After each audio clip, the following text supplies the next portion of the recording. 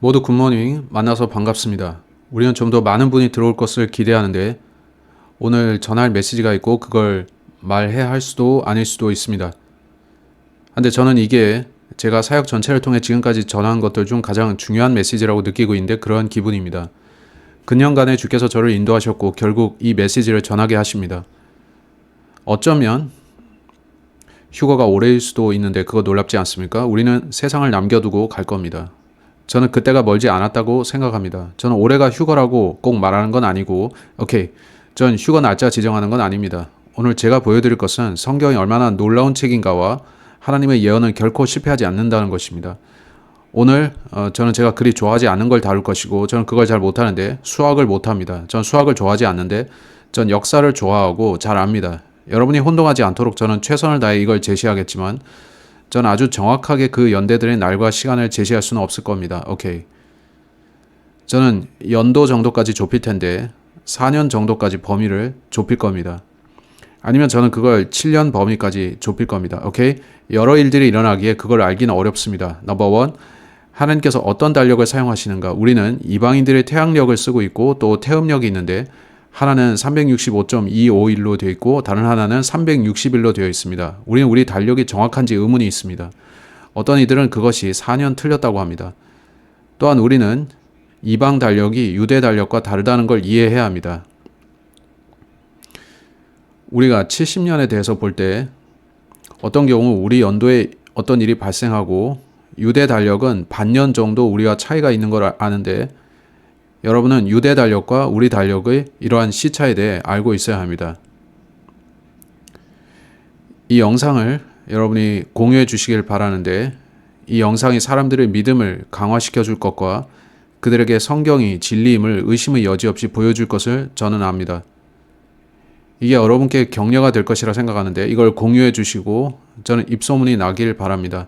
제가 올해 휴가가 있지 않을까 하는 영상을 올릴 때 많은 사람들이 그걸 좋아하는 거 압니다. 이 영상은 그런 것을 다루지만 날짜 지정하는 것은 아닙니다. 전 여러분이 이해할 수 있도록 매우 신중하게 이걸 제시할 텐데 이제 다니엘서 9장으로 갑시다.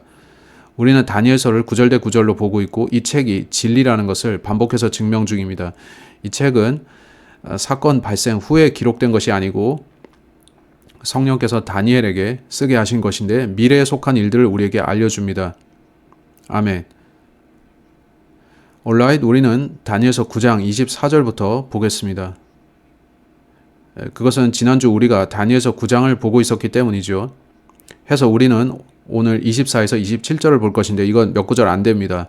하나, 둘, 셋, 넷, 네 구절밖에 안 되죠. 오늘 우리는 이걸 볼 텐데 여러분 여기에 판서에 놓은 게 아주 많은데 놀라운 것들이고 저는 소름이 돋습니다.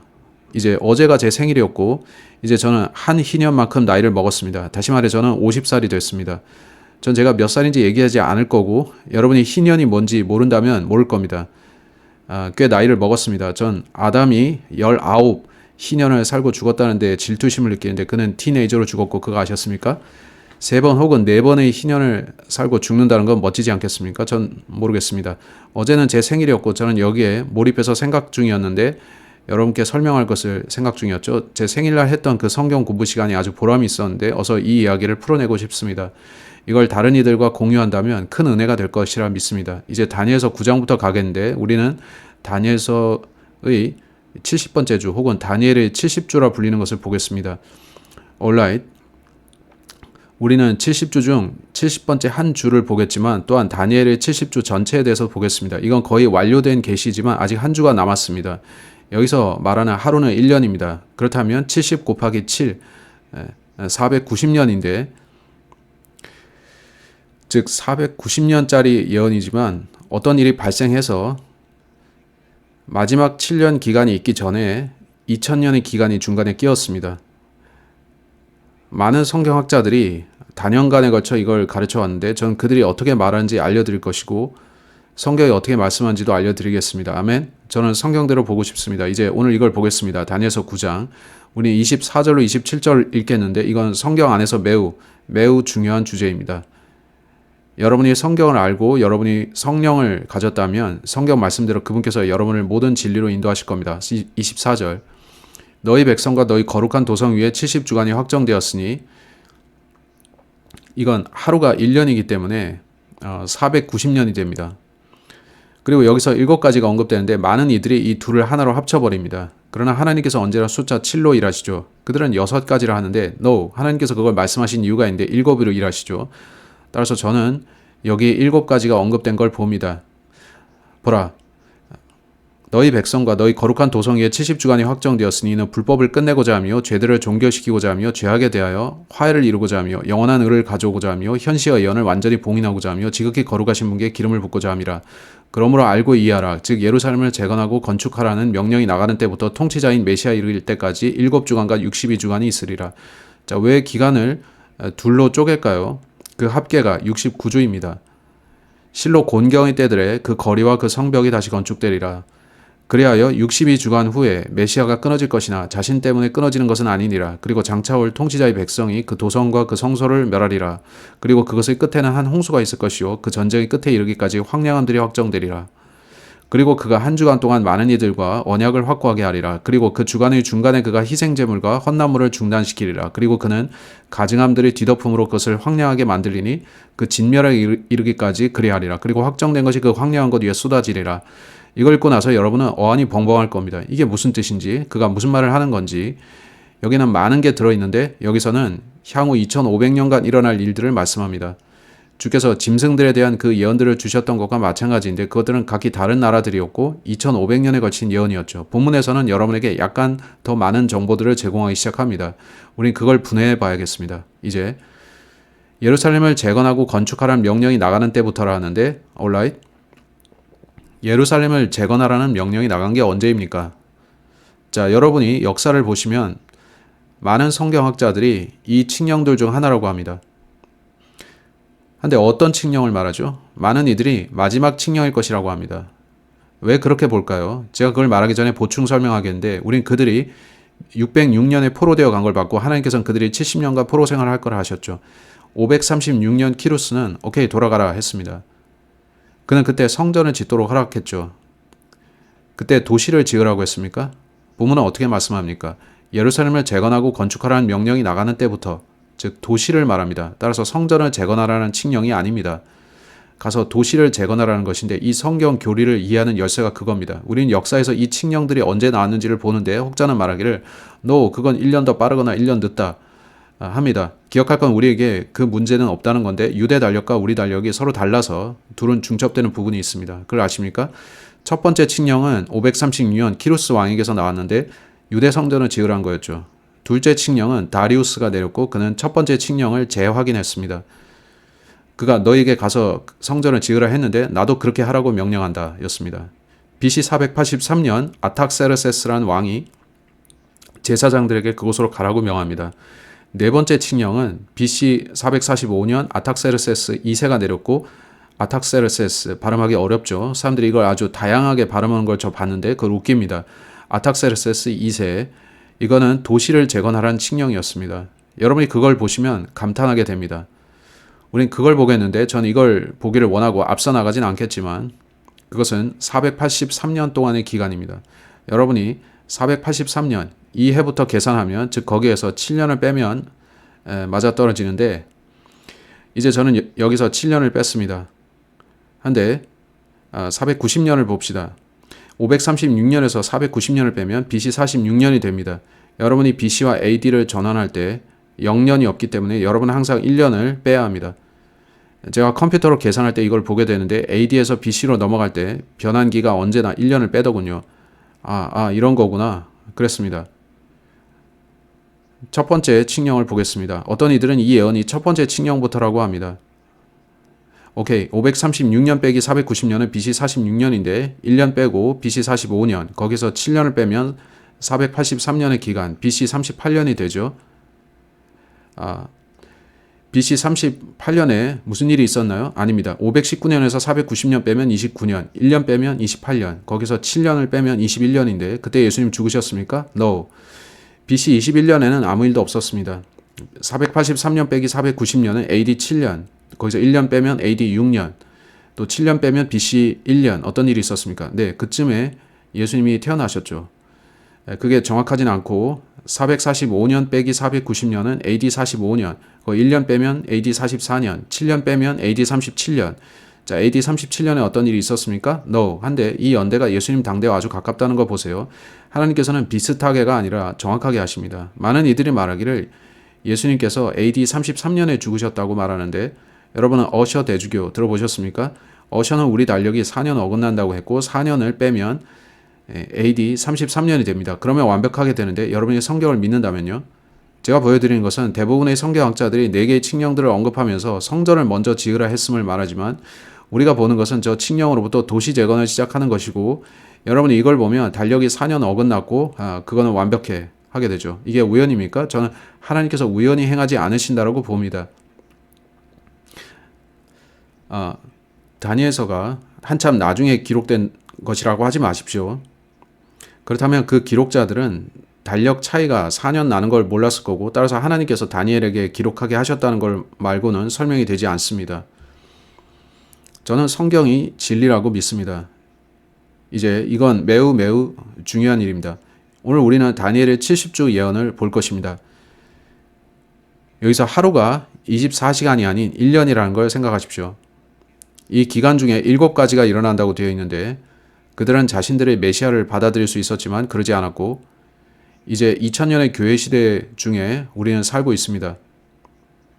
그 뒤에 많은 일이 있겠지만 교회 시대는 이방인들을 위한 기간입니다. 하나님께서 다니엘에게 이 기간에 대해 언급하실 때 내 백성이란 말씀하신 거 기억하시죠? 즉 이 기간은 그들을 위한 겁니다. 따라서 이 연수들 중 483년이 그들에게 일어났습니다. 그러고 나서 하나님께서는 교회 시대를 허락하셨고 교회가 올라가면 마지막 7년이 여기에서 시작됩니다. 누구를 위해서죠? 이스라엘입니다. 그건 환난 전 휴거가 있어야만 된다는 뜻이죠. 아멘.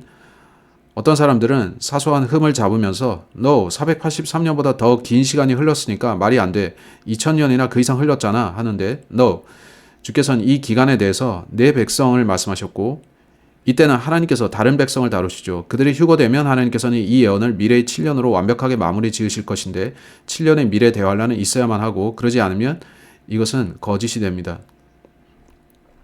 유효하지 않게 되죠. 여러분에게 환난 중간 휴거, 환난 후 휴거를 말하거나 휴거가 없다고 하는 사람들은 아무 생각이 없는 자들입니다.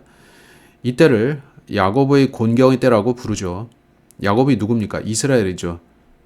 이제 하나님께서 유대인들과 끝냈다고 말하지 마십시오. 그러지 않습니다. 그는 여전히 미래의 7년 기간 때 그들을 다루실 겁니다. 우리가 본문을 읽어가면서 그걸 봅니다. 한데 본문은 불법을 끝낸다고 합니다.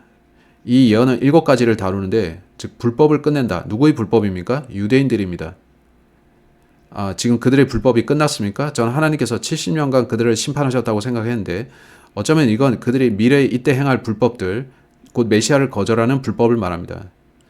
또 죄들을 종결시킨다. 그것은 이스라엘의 과거 죄들일 테지만 미래에 그들이 지을 죄도 포함됩니다. 죄악에 대해서 화해를 이루는 것. 자, 그것은 우리를 위한 건데 우리는 그리스도를 통해 하나님과 화해했습니다. 영원한 의를 가져오는 것. 영원한 의가 이미 도래했습니까? No. 그건 이 기간 중에 그가 천년왕국을 수립하실 때 그렇게 될 겁니다. 현시와 예언을 완전히 봉인하는 것. 크라이스 라키는 이 둘을 하나로 엮었고 그래서 그는 총 6개 항목이랬는데 하나님께서는 항상 7이시기에 전 7이라 봅니다. 그렇다면 이 둘에는 약간 차이점이 있는 거죠. 이에 대해 이번 주 공부하면서 저는 굉장히 소름이 돋았습니다. 하나님께서 점점 더 제게 많은 걸 보여주십니다. 지극히 거룩하신 분께 기름을 붓는 것. 많은 이들이 여기서 지극히 거룩하신 분을 예수님이라고 하는데 즉 예수님을 왕으로 기름 붓는 것이죠. 근데 이상한 것은 보통 most holy라고 할 때 그거는 장소입니다. 따라서 그게 무슨 뜻이냐면 저 기간 중에 재건된 성전이 있을 거란 얘기도 됩니다. 근데 많은 이들이 No, 성전은 우리 몸이고 이스라엘에 재건된 성전은 없을 거다. 이런 얘기 여러분은 언제나 듣는데 이스라엘은 만반의 준비를 마쳤고 그들은 성전을 짓고자 합니다. 그 모든 건 성경과 예언에 부합됩니다. 재건된 성전은 그래서 반드시 있을 겁니다. 여러분은 70주가 70 곱하기 7이라는 거 아시죠? 70 곱하기 7. 따라서 그건 70 곱하기 7이라고요. 그 값은 490이죠. 따라서 이건 490년의 예언인데 우리가 방금 읽었다시피 마지막 주와 또한 마지막 주의 중간에 어떤 사건이 있을 것입니다.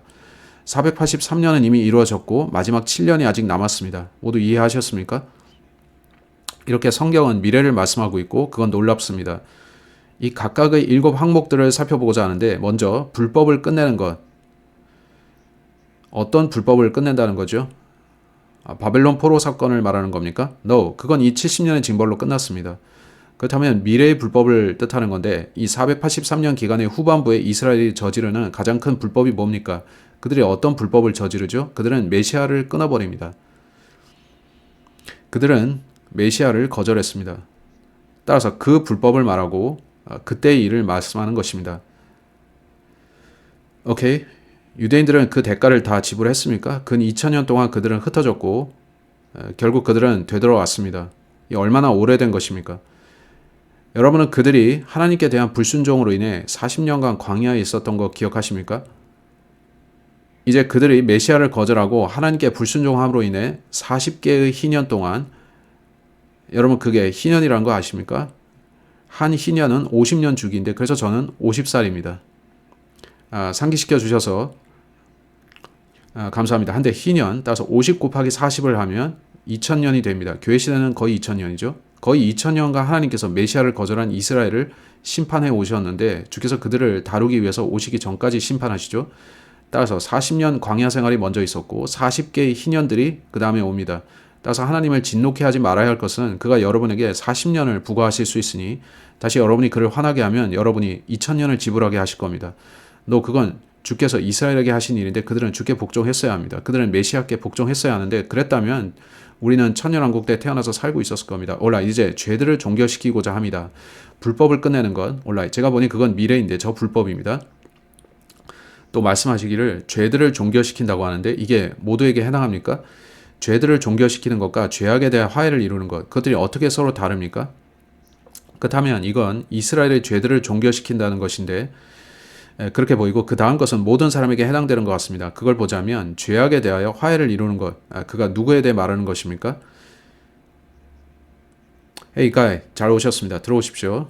죄악에 대하여 화해를 이루는 것 자 이거는 바울적인 얘기입니다. 고린도후서 5장으로 갑시다. 그건 어떻게 들리냐면 제가 어떻게 할지 아십니까? 여러분이 제 영상들을 봐오셨다면 제가 뭐를 할지 아시죠? 고린도후서 5장 저는 여기 십자가에 빨간색을 입힐 겁니다. 이렇게 됐습니다. 예수께서 뭘 하셨냐면 예수님은 메시아이시고 그는 세상 죄를 제거하는 하나님의 어린 양이신데 그는 그 일을 하러 이때 오셨습니다. 그는 죄악에 대하여 화해를 이루려고 오셨고 그는 그 일을 십자가에서 이루셨죠. 고린도후서 5장 17절을 보면 여러분이 그리스도 안에서 새 창조물이 되었다고 합니다. 그런즉 모든 것들이 하나님께로부터 났으니 그분께서는 예수 그리스도를 통해 우리를 그분 자신과 화해하게 하셨으며 화해의 사역을 우리에게 주셨도다. 더욱 정확히 말하자면 하나님께서 그리스도 안에 계셨고 세상을 그분께로 화해시키시어 그들의 범법들을 그들에게 전가시키지 아니하신 것이라. 그리하여 화해의 말씀을 우리에게 위임하셨도다. 그렇다면 이제 우리는 그리스도를 위한 대사들이니 마치 하나님께서 우리를 통해 너희에게 간청하신 것과 같도다. 우리가 그리스도를 대신하여 너희에게 간구하노니 너희는 하나님과 화해하라. 여러분은 하나님과 화해하고 구원 받으셨습니까? 그 일은 여러분이 로마서 5장 11절대로 대속을 받아들이면 일어납니다. 로마서 3장 25절대로 여러분이 보혈을 신뢰하면 그렇게 되고 여러분이 그 화해를 받아들일 때 그렇게 됩니다. 이는 하나님께서 죄를 전에 모르셨던 예수님을 우리를 위해 죄가 되게 하셨기 때문에 우리로 하여금 그분 안에서 하나님의 의가 되게 하려 하심이라. 여기에 화해가 있고 이게 일어났습니다. 마귀는 항상 자신이 이긴다고 생각하는데 그렇지 않습니까? 하하 내가 그를 죽였다. 하하 내가 메시아 끊어버렸다. 예수님께서는 하하 내가 그들의 죄들로 인해 죽었고 그들이 구원받을 수 있게 했고 나와 함께 하늘에 있을 수 있게 됐다. 하하 네가 졌다 하시는데 그게 이번 주 저희 설교였습니다. 마귀가 패배한 7번의 사례들요. 아멘. 이사야서 53장으로 가겠는데 이건 구약의 예언이고 이런 예언이 있었습니다. 당신이 유대인이라면 당신이 이거 읽지 않을 걸 아십니까? 심지어 제가 듣기로 그들이 히브리어 성경을 출간하면 이 부분을 이 장을 제외시킨다 합니다. 유대인들이 이사야서 53장을 안 읽으려고 하는 이유가 뭡니까? 여러분이 유대인에게 물어보면 그들은 그게 메시아 장이라고 할 것입니다. 오케이, 그게 메시아와 관련된 거라면 구원받은 우리 이방인들이 이 본문의 의미를 아는데 어떻게 유대인들이 모를 수 있겠나요? 자, 성경은 그들이 눈 멀었다 말씀합니다. 이사야서 53장 이걸 보십시오. 이사야서 53장 3절 그는 사람들에게 멸시받고 거절당하노다. 또한 슬픔들의 사람이요 비통함에 익숙해진 사람이로다. 그런즉 우리는 그에게서 피하려는 것처럼 우리 얼굴을 숨겼도다. 그는 멸시받았고 우리는 그를 존중하지 아니하였도다. 확실히 그는 우리의 비통함들을 담당하셨고 우리의 슬픔들을 짊어졌도다. 그럼에도 우리는 그가 매를 맞고 하나님께 맞아 고난을 받는다고 여겼도다. 그러나 그가 상처를 입은 것은 우리의 불법들로 인함이요 그가 상한 것은 우리의 죄악들로 인함이라. 또 우리의 화평을 위하여 징계가 그 위에 임하였도다. 그런즉 그가 맞은 채찍들로 우리가 치유되었도다. 6절. 우리는 모두 양들같이 길을 잃었고 우리는 모두 저마다 자기 자신의 길로 돌이켰도다. 그런데도 주께서는 우리 모두의 죄악을 그에게 얹으셨도다. 이제 더 나가서 9절 보겠습니다. 그리고 그는 사악한 자들과 함께 자신이 무덤을 마련하였고 그가 죽어서는 부자와 함께 하였도다. 예수님이 장사되신 곳은 아리마대 요셉의 무덤이었는데 부자였죠. 이는 그가 폭력을 전혀 행하지 아니었고 그 입 안에 속이나 어떤 것도 없었기 때문이라. 그럼에도 그를 상하게 하는 것이 주를 기쁘게 해드렸도다. 그분께서 그를 비통함에 두셨도다. 당신께서 그의 혼을 죄를 위한 제물로 만드실 때 그는 자신의 씨를 볼 것이요 그가 자신의 날들을 연장할 것이요 주의 기쁨이 그의 손 안에서 형통하리라. 그가 자신의 혼의 상고에서 난 것을 보고 만족하리라. 나의 의로운 종이 자신의 지식을 통하여 많은 이들의 정다움을 입증하리라. 이는 그가 그들의 죄악들을 담당할 것이기 때문이라. 자, 12절의 끝부분을 보십시오. 그는 많은 이들의 죄를 담당하셨고 불법자들을 위하여 중보하셨도다. 이건 예수님께서 우리 죄들을 위해 십자가에 죽으신 걸 가리키죠. 여러분은 다니엘이 본문을 쓸 때 이게 무슨 뜻일까 의아해했을 거라 생각하지 않습니까? 여러분은 이사야가 그걸 쓸 때 자신의 본문을 반복해서 읽으면서 이게 뭐지? 했을 거라 생각하지 않습니까? 그건 2500년 전이었으니까요. 근데 하나님은 아셨고 성경을 사람이 썼다고 하지 마십시오. 하나님이 쓰셨고 그는 여러분에게 그 일이 있기 전에 말씀하십니다. 자, 이제 디도서 2장 14절을 보겠는데요. 따라서 신약이 없다면 구약이 미스테리로 남게 되는데 우리는 그중 많은 부분을 이해하지 못했을 겁니다. 신약은 그런 부분을 말씀합니다. 디도서 2장 13절 예수 그리스도의 영광스러운 나타나심을 고대함에 대해서 얘기합니다. 14절에서 말씀하기를 그분께서는 우리를 위하여 자신을 주셨으니 그분께서 모든 죄악으로부터 우리를 구속하시고 아멘. 십자가가 그 의미인데 그가 우리를 모든 죄악들로부터 구속하기 위해 죽으신 장소죠. 또 보면 선한 행위들의 열심인 독특한 백성으로 자신을 위해 정화시키려 하심이라. 자, 이제 히브리서 10장입니다. 오늘날 유대인은 이방인과 똑같이 구원받을 수 있습니다. 우리는 그리스도의 피의 대속을 믿어야만 합니다. 어떤 유대인이나 이방인이 이걸 거절하면 휴거가 일어날 때 그들은 지금의 교회 시대와 좀 다른 시대로 들어갈 겁니다. 짐승의 표를 받지 말아야 되는 때죠. 히브리서 10장 10절. 여러분에게 바닐라 웨이퍼를 주면서 포도주 약간을 마시라고 하는 교회로 여러분이 왜 가서는 안 되는지 알려주는 위대한 구절입니다. 제가 무슨 말을 하는지 아시죠? 자, 누가 밖에 서 계십니까? 오케이. 히브리서 10장 10절에 말씀하기를 그 뜻에 의하여 예수 그리스도의 몸이 한 번에 완전하게 드려짐을 통해 우리가 성결하게 구별되는도다. 그리고 제사장마다 매 있어서 섬기며 동일한 희생 제물들을 자주 바치지만 그것들은 죄들을 결코 제거할 수 없느니라. 자, 이제 유대인들이 성전을 짓게 되면 그들의 죄들이 없어질까요? No. 여러분이 어떤 교회로 가서 그들이 미사라 부르는 것에 참여하면 그들은 그게 여러분의 죄들을 제거한다고 말할 텐데 미사가 여러분의 죄들을 제거합니까? 성경에 따르면 아닙니다. 그러나 이 사람은 죄들로 인한 하나의 희생제물을 친히 영원토록 바치신 뒤에 하나님의 오른편에 앉으셨느니라. 이때부터는 그분의 원수들이 그분의 발등상이 될 때까지 기다리고 계시느니라. 이는 그분께서 성결하게 구별된 자들을 하나의 제물로 영원토록 완전하게 하셨기 때문이라. 이것에 관하여 성령님께서도 우리에게 증인이 되시느니라. 이는 그 후에 그분께서 미리 이같이 말씀하셨기 때문이라. 주가 말하노라. 그날들 뒤에 내가 그들과 맺은 언약이 이것이니 내가 나의 법들을 그들의 마음속에 두겠으며 내가 그들의 생각들 속에 그것들을 기록하겠노라. 그리고 그들의 죄들과 죄악들을 내가 더 이상 기억하지 않겠노라. 이제 이것들의 사면이 있는 곳에는 더 이상 죄로 인한 재물이 없느니라. 그러면 형제들아 예수님의 피로 말미암아 가장 거룩한 곳 안으로 들어가는 담대함을 얻었는데 자, 하나님께서는 이 시대 이후 저 때 어떤 언약을 맺으실 건데 그건 주께서 유대인들을 다시 다루시기 위해 오실 때 그렇게 될 겁니다. 우리는 그리스도의 피의 대속하에 놓여 있죠. 말할 게 참 많지만 지금 우리 개인의 죄들은 그리스도를 통해 용서되었고 하나님께서는 이스라엘 민족도 잊지 않으셨습니다. 여러분은 저 때 하나님께서 민족 단위로 다루셨고 이제 개인들을 상대로 하시는 것을 압니까? 구약하에서 당시 개별적으로 용서받고자 하면 피가 있는 희생제를 드려야 했습니다. 근데 1년에 한 번 온 민족을 위한 희생제가 있었고 민족 전체가 그 제사를 통해 죄들을 용서받았는데 그거 기억하십니까? 저는 그게 속죄 제물을 가져올 수 없는 가난한 자들을 배려한 거라고 생각합니다. 우리는 역사 전체의 이 모든 게 9장의 단 4구절과 부합하는 걸 봅니다. 이건 마치 그의 당시부터 종말 때까지 성경 전체가 4구절로 압축된 것 같은데 그건 참 믿기 힘들 정도죠. 이제 영원한 의를 가져오는 것을 말합니다. 로마서 4장을 봅시다. 우리에게 영원한 의가 있습니까? 자, 여러분이 오순절파에 속하지 않았다면 그게 있습니다. 마리아, 전 당신을 기분 나쁘게 하려는 건 아닙니다. 근데 많은 오순절파들이 자기 구원을 잃어버릴 수 있다고 믿고 그거는 성경이 가르치는 바가 아닙니다. 그렇죠. 전 여러분이 그걸 알고 있었으면 합니다. 오순절파 교회 다닐 때 저는 죽어서 지옥에 가면 어쩔까 두려워했습니다. 전 제가 죄를 지으면 구원을 잃고 지옥에 간다고 믿었었습니다. 근데 성경은 우리가 구원받을 때 약속의 성령으로 인침받는다 말씀하고, 그렇죠? 로마서 4장 5절에 어떻게 말씀하는지 봅시다. 그러나 일하지 아니하더라도 불경건한 자의 정다움을 입증하시는 분을 믿는 자는 그의 믿음이 의로 여겨지느니라. 곧 행위들 없이 하나님께서 의를 전가하신 사람의 복을 다윗 또한 묘사하는 것 같으니 말하기를 죄악들이 용서되고 죄들이 가려진 자들은 복되도다. 주께서 그에게 죄를 전가하지 아니하실 사람은 복되도다 하였도다. 따라서 우리가 구원을 받을 때 우리는 그리스도의 의를 전가받고 우리는 뭐죠? 영원한 의를 갖게 됩니다. 우리가 그리스도 안에서 영원히 안전하게 되는 것입니다. 그걸 영생이라 하고, 영원이라는 뜻은 불변한다는 건데 그게 영원입니다. 이제 당신이 구원을 받았는데 그걸 잃어버릴 수 있습니까? 잃어버린다면 하나님이 거짓말하신 게 됩니다. 맞습니까, 마리아? 아멘? 하나님이 거짓말쟁이인가요? No. 이제 그가 당신을 구원하실 때 그는 당신에게 영원한 의를 주십니다. 그는 천년왕국을 위해 돌아오실 테고 그는 영원한 의를 갖고 오실 겁니다만 우린 그리스도를 통해 그걸 이미 얻었습니다. 그게 놀랍고 대단하지 않습니까? 전 제가 영원한 의를 가졌다는 게 감사합니다. 제가 제 의로 하나님 앞에 서는 게 아니라 그리스도의 의로 서는 것이니까요. 아멘. 성경대로, 성경대로 그렇죠. 본문은 그리스도의 의를 이야기합니다. 얼마 전 제가 유튜브에서 이걸 봤는데 전 이게 아주 좋다고 생각했고, 그건 쇼츠였는데 거기서 어떤 여인이 저쪽에 더러운 물을 갖고 있고 또 이쪽에 다른 물이 있는데 그녀는 어떤 그릇을 또 갖고 있습니다. 그녀는 예수 그리스도의 피가 이와 같다라 말하는데 전 사람들이 무엇 같다고 말하는 거 싫어합니다.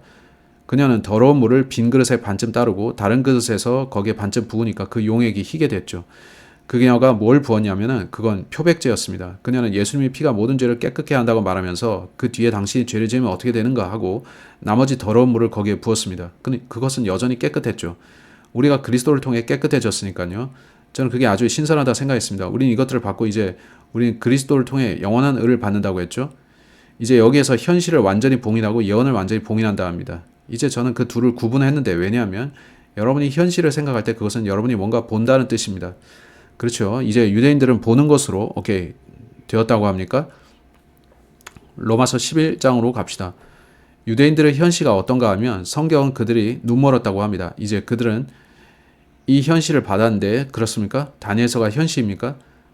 다니엘서 9장으로 가서 23절을 보면 하나님께서 그에게 현실을 주셨다고 합니다. 오케이. 따라서 현시는 자신이 본 것을 뜻하고 당시에 보아서 알게 되는 것입니다. 근데 로마서 11장 25절에 어떻게 말씀합니까? 형제들아 이는 너희가 이 신비에 대해 무죄하게 되기를 내가 바라지 아니하기 때문이니 너희가 너희 자신의 망상들 가운데서 지혜롭게 되지 않게 하려 함이라.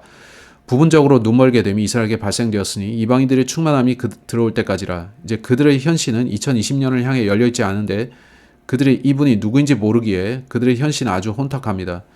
그들은 자신들의 구약 성경이 말씀하시는 메시아를 끊어버렸습니다.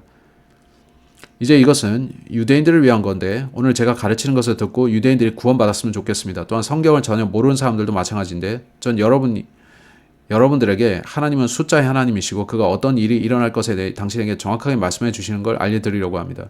이제 우리는 유대인들이 지금 그리 잘 못 보는 것을 아는데 그들은 자신들이 메시아를 못 알아봅니다만 나중엔 알아볼 것입니다. 한데 여기서 현실을 봉인하라고 하고 구약 성경은 그들에게 봉인되어 있었습니다. 그들은 성경을 받았지만 400년의 침묵기가 있었고 예수님 이전 400년 동안 구약 성경 전체가 확정되었죠. 봉인된다는 것은 구약 정경이 정해졌다는 거죠. 교회 시대에는 AD 90에서 100년 사이에 신약의 정경이 봉인되었죠.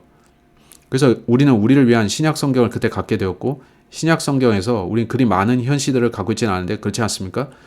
거기에는 요한계시록이라는 책이 있는데 그건 요한이 본 현시입니다. 그걸 아셨습니까? 그는 자신이 현실을 봤다고 말합니다. 따라서 신약의 우리는 저 때에 저 책들밖에 없었던 사람들보다 더 잘 볼 수 있습니다. 우리가 보는 건 그가 그 사람이야. 이건 우리를 위한 거고 이건 나중에 올 거야 하는 거고 이 시대가 끝난 후에 유대인들은 저걸 보게 될 겁니다. 이해되십니까? 전 현실을 봉인하라는 말씀이 매혹적이었는데 예언을 봉인하라는 것과는 다르다는 겁니다. 확실히 예언은 한 책에 봉인되었지만 현시가 봉인된 것은 유대인들이 지금 영적 안목이 가려진 그것을 말합니다.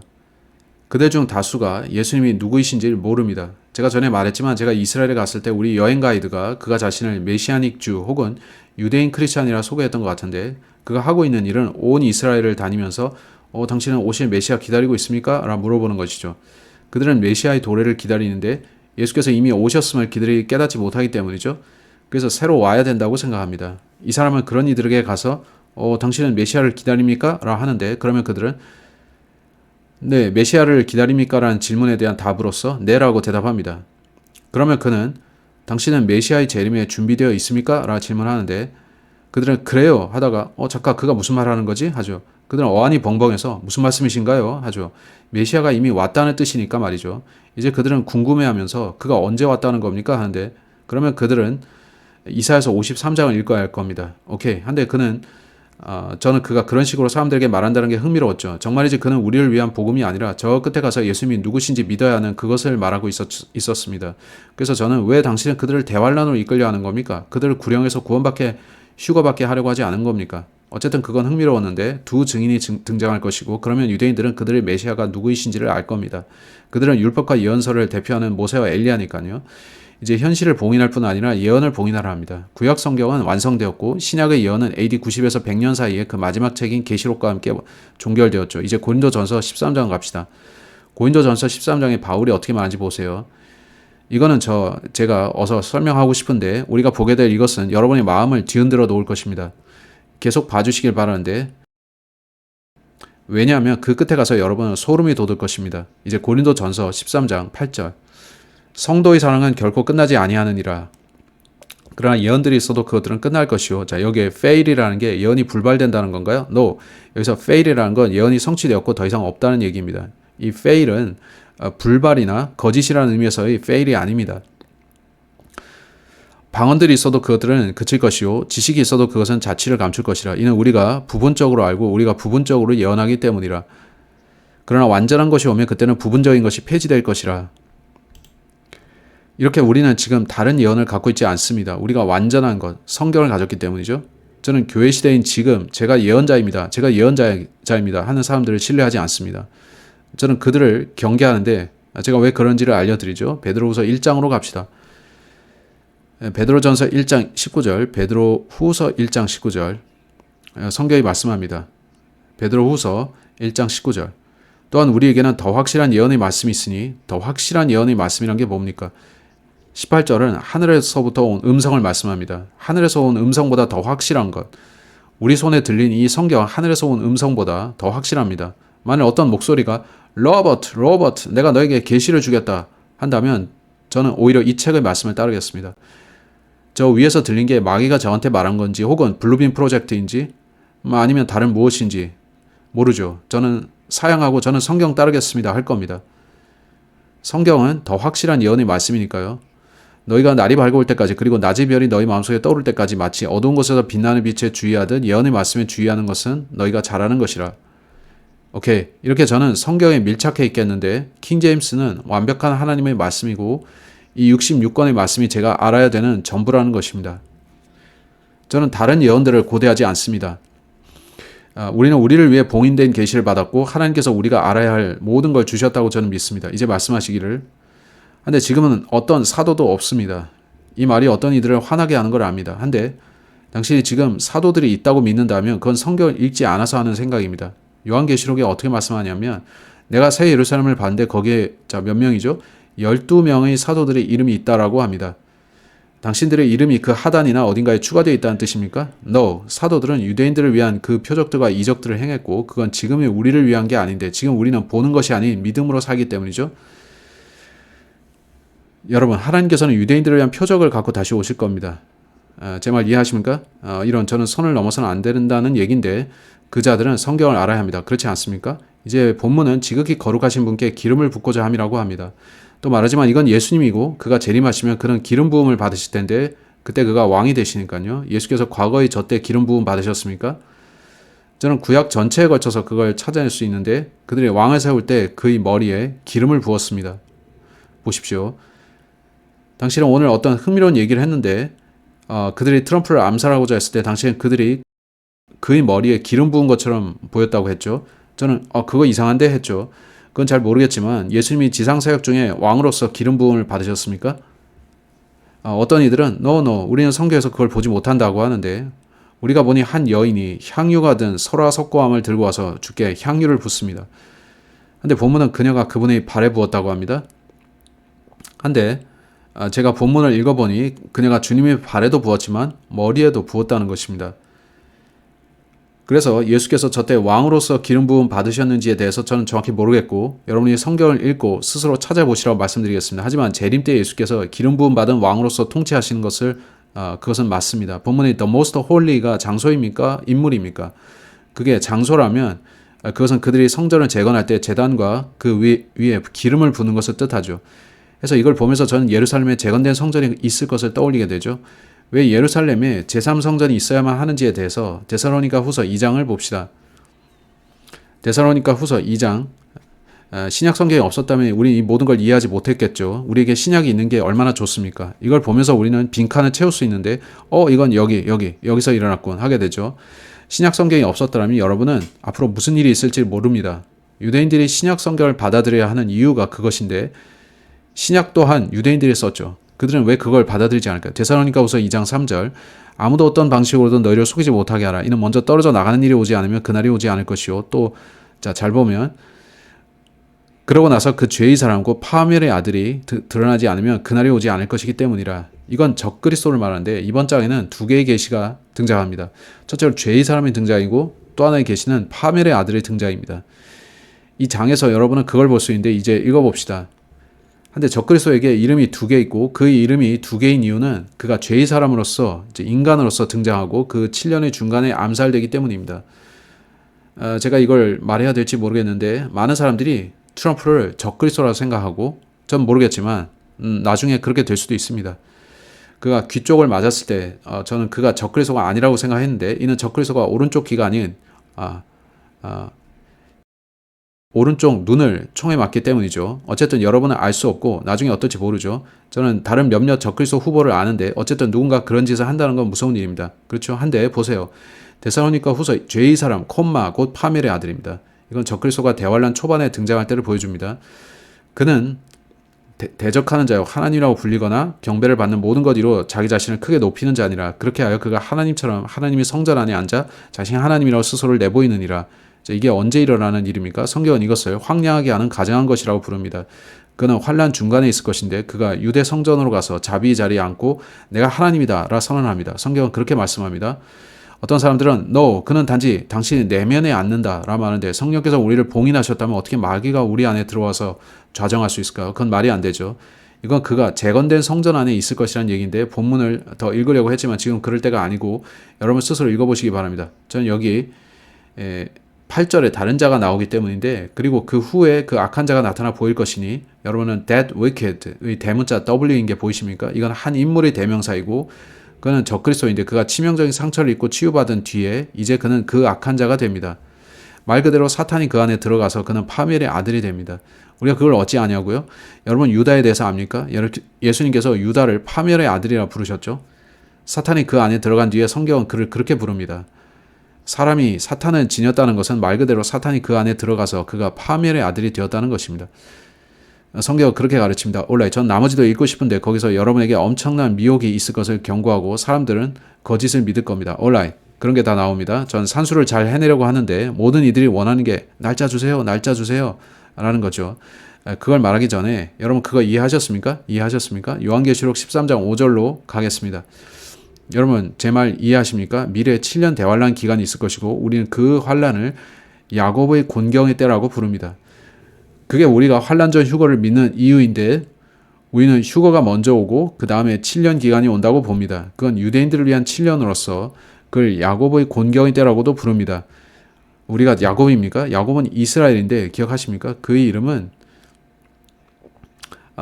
야곱이었는데 하나님께서 내가 너의 이름을 이스라엘로 바꾸겠다 하셨죠.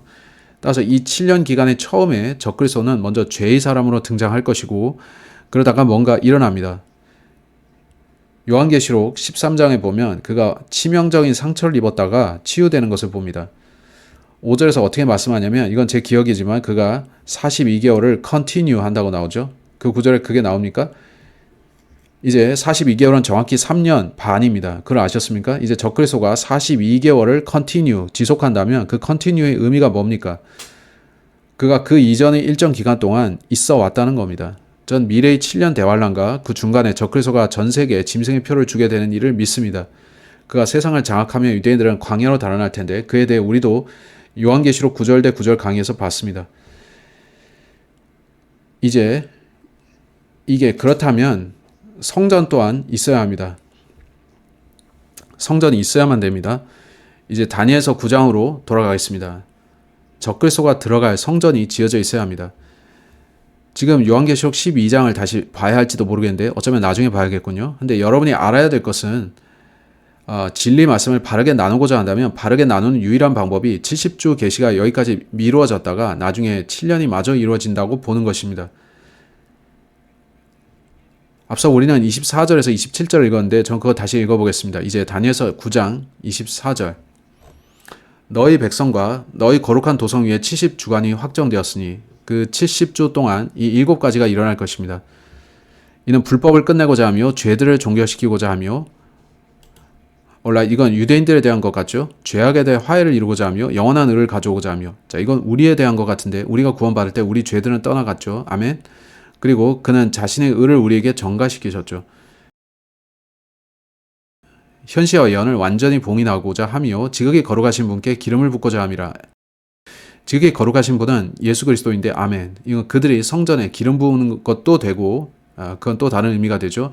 그렇다면 그게 인물 아니면 장소일까요? 25절 또 말씀하시기를 그러므로 알고 이해하라. 즉 예루살렘을 재건하고 건축하라는 명령이 나가는 때부터 오케이. 우리는 첫째, 둘째 혹은 셋째 칙령이 아니라 마지막 칙령을 봐야 합니다. 그게 예루살렘을 재건하라는 칙령이었을 것이기 때문이죠. 통치자인 메시아에 이르길 때까지 거기서 프린스는 대문자 P입니다. 그게 왜 중요하냐면 좀 더 내려가서 다른 프린스가 나오는데 그건 대문자 P가 아니라 그렇기 때문이죠. 대문자 P는 예수님이고 소문자 P는 적그리스도일 겁니다. 통치자인 메시아 이를 때까지 7주간과 코마 62주간이 있으리라. 대부분 성경학자들은 7 더하기 62라고 하는데 이는 스코어가 20이므로 62 거기에 7을 더하면 69죠. 그렇게 69주라는 말입니다. 구분되는데 이렇게 마지막 7년은 따로 떼어져 있습니다. 왜 62주와 7주를 구분하냐면 이건 언제나 저를 신경 쓰이게 해왔는데 전 이걸 결코 이해하지 못했고 지금도 잘 모르겠습니다. 7주, 콤마 62주. 자, 왜 콤마로 구분합니까? 그냥 7 weeks and 3 score and 2 weeks를 하지 않고요. 전 살펴보고 기도하고 하나님께 여쭤봤는데 주님 왜 당신께서 7주를 따로 구분하시는지 모르겠습니다. 제가 온라인에서 이걸 찾아냈습니다. 여러분이 이 자료를 읽어보시길 원합니다.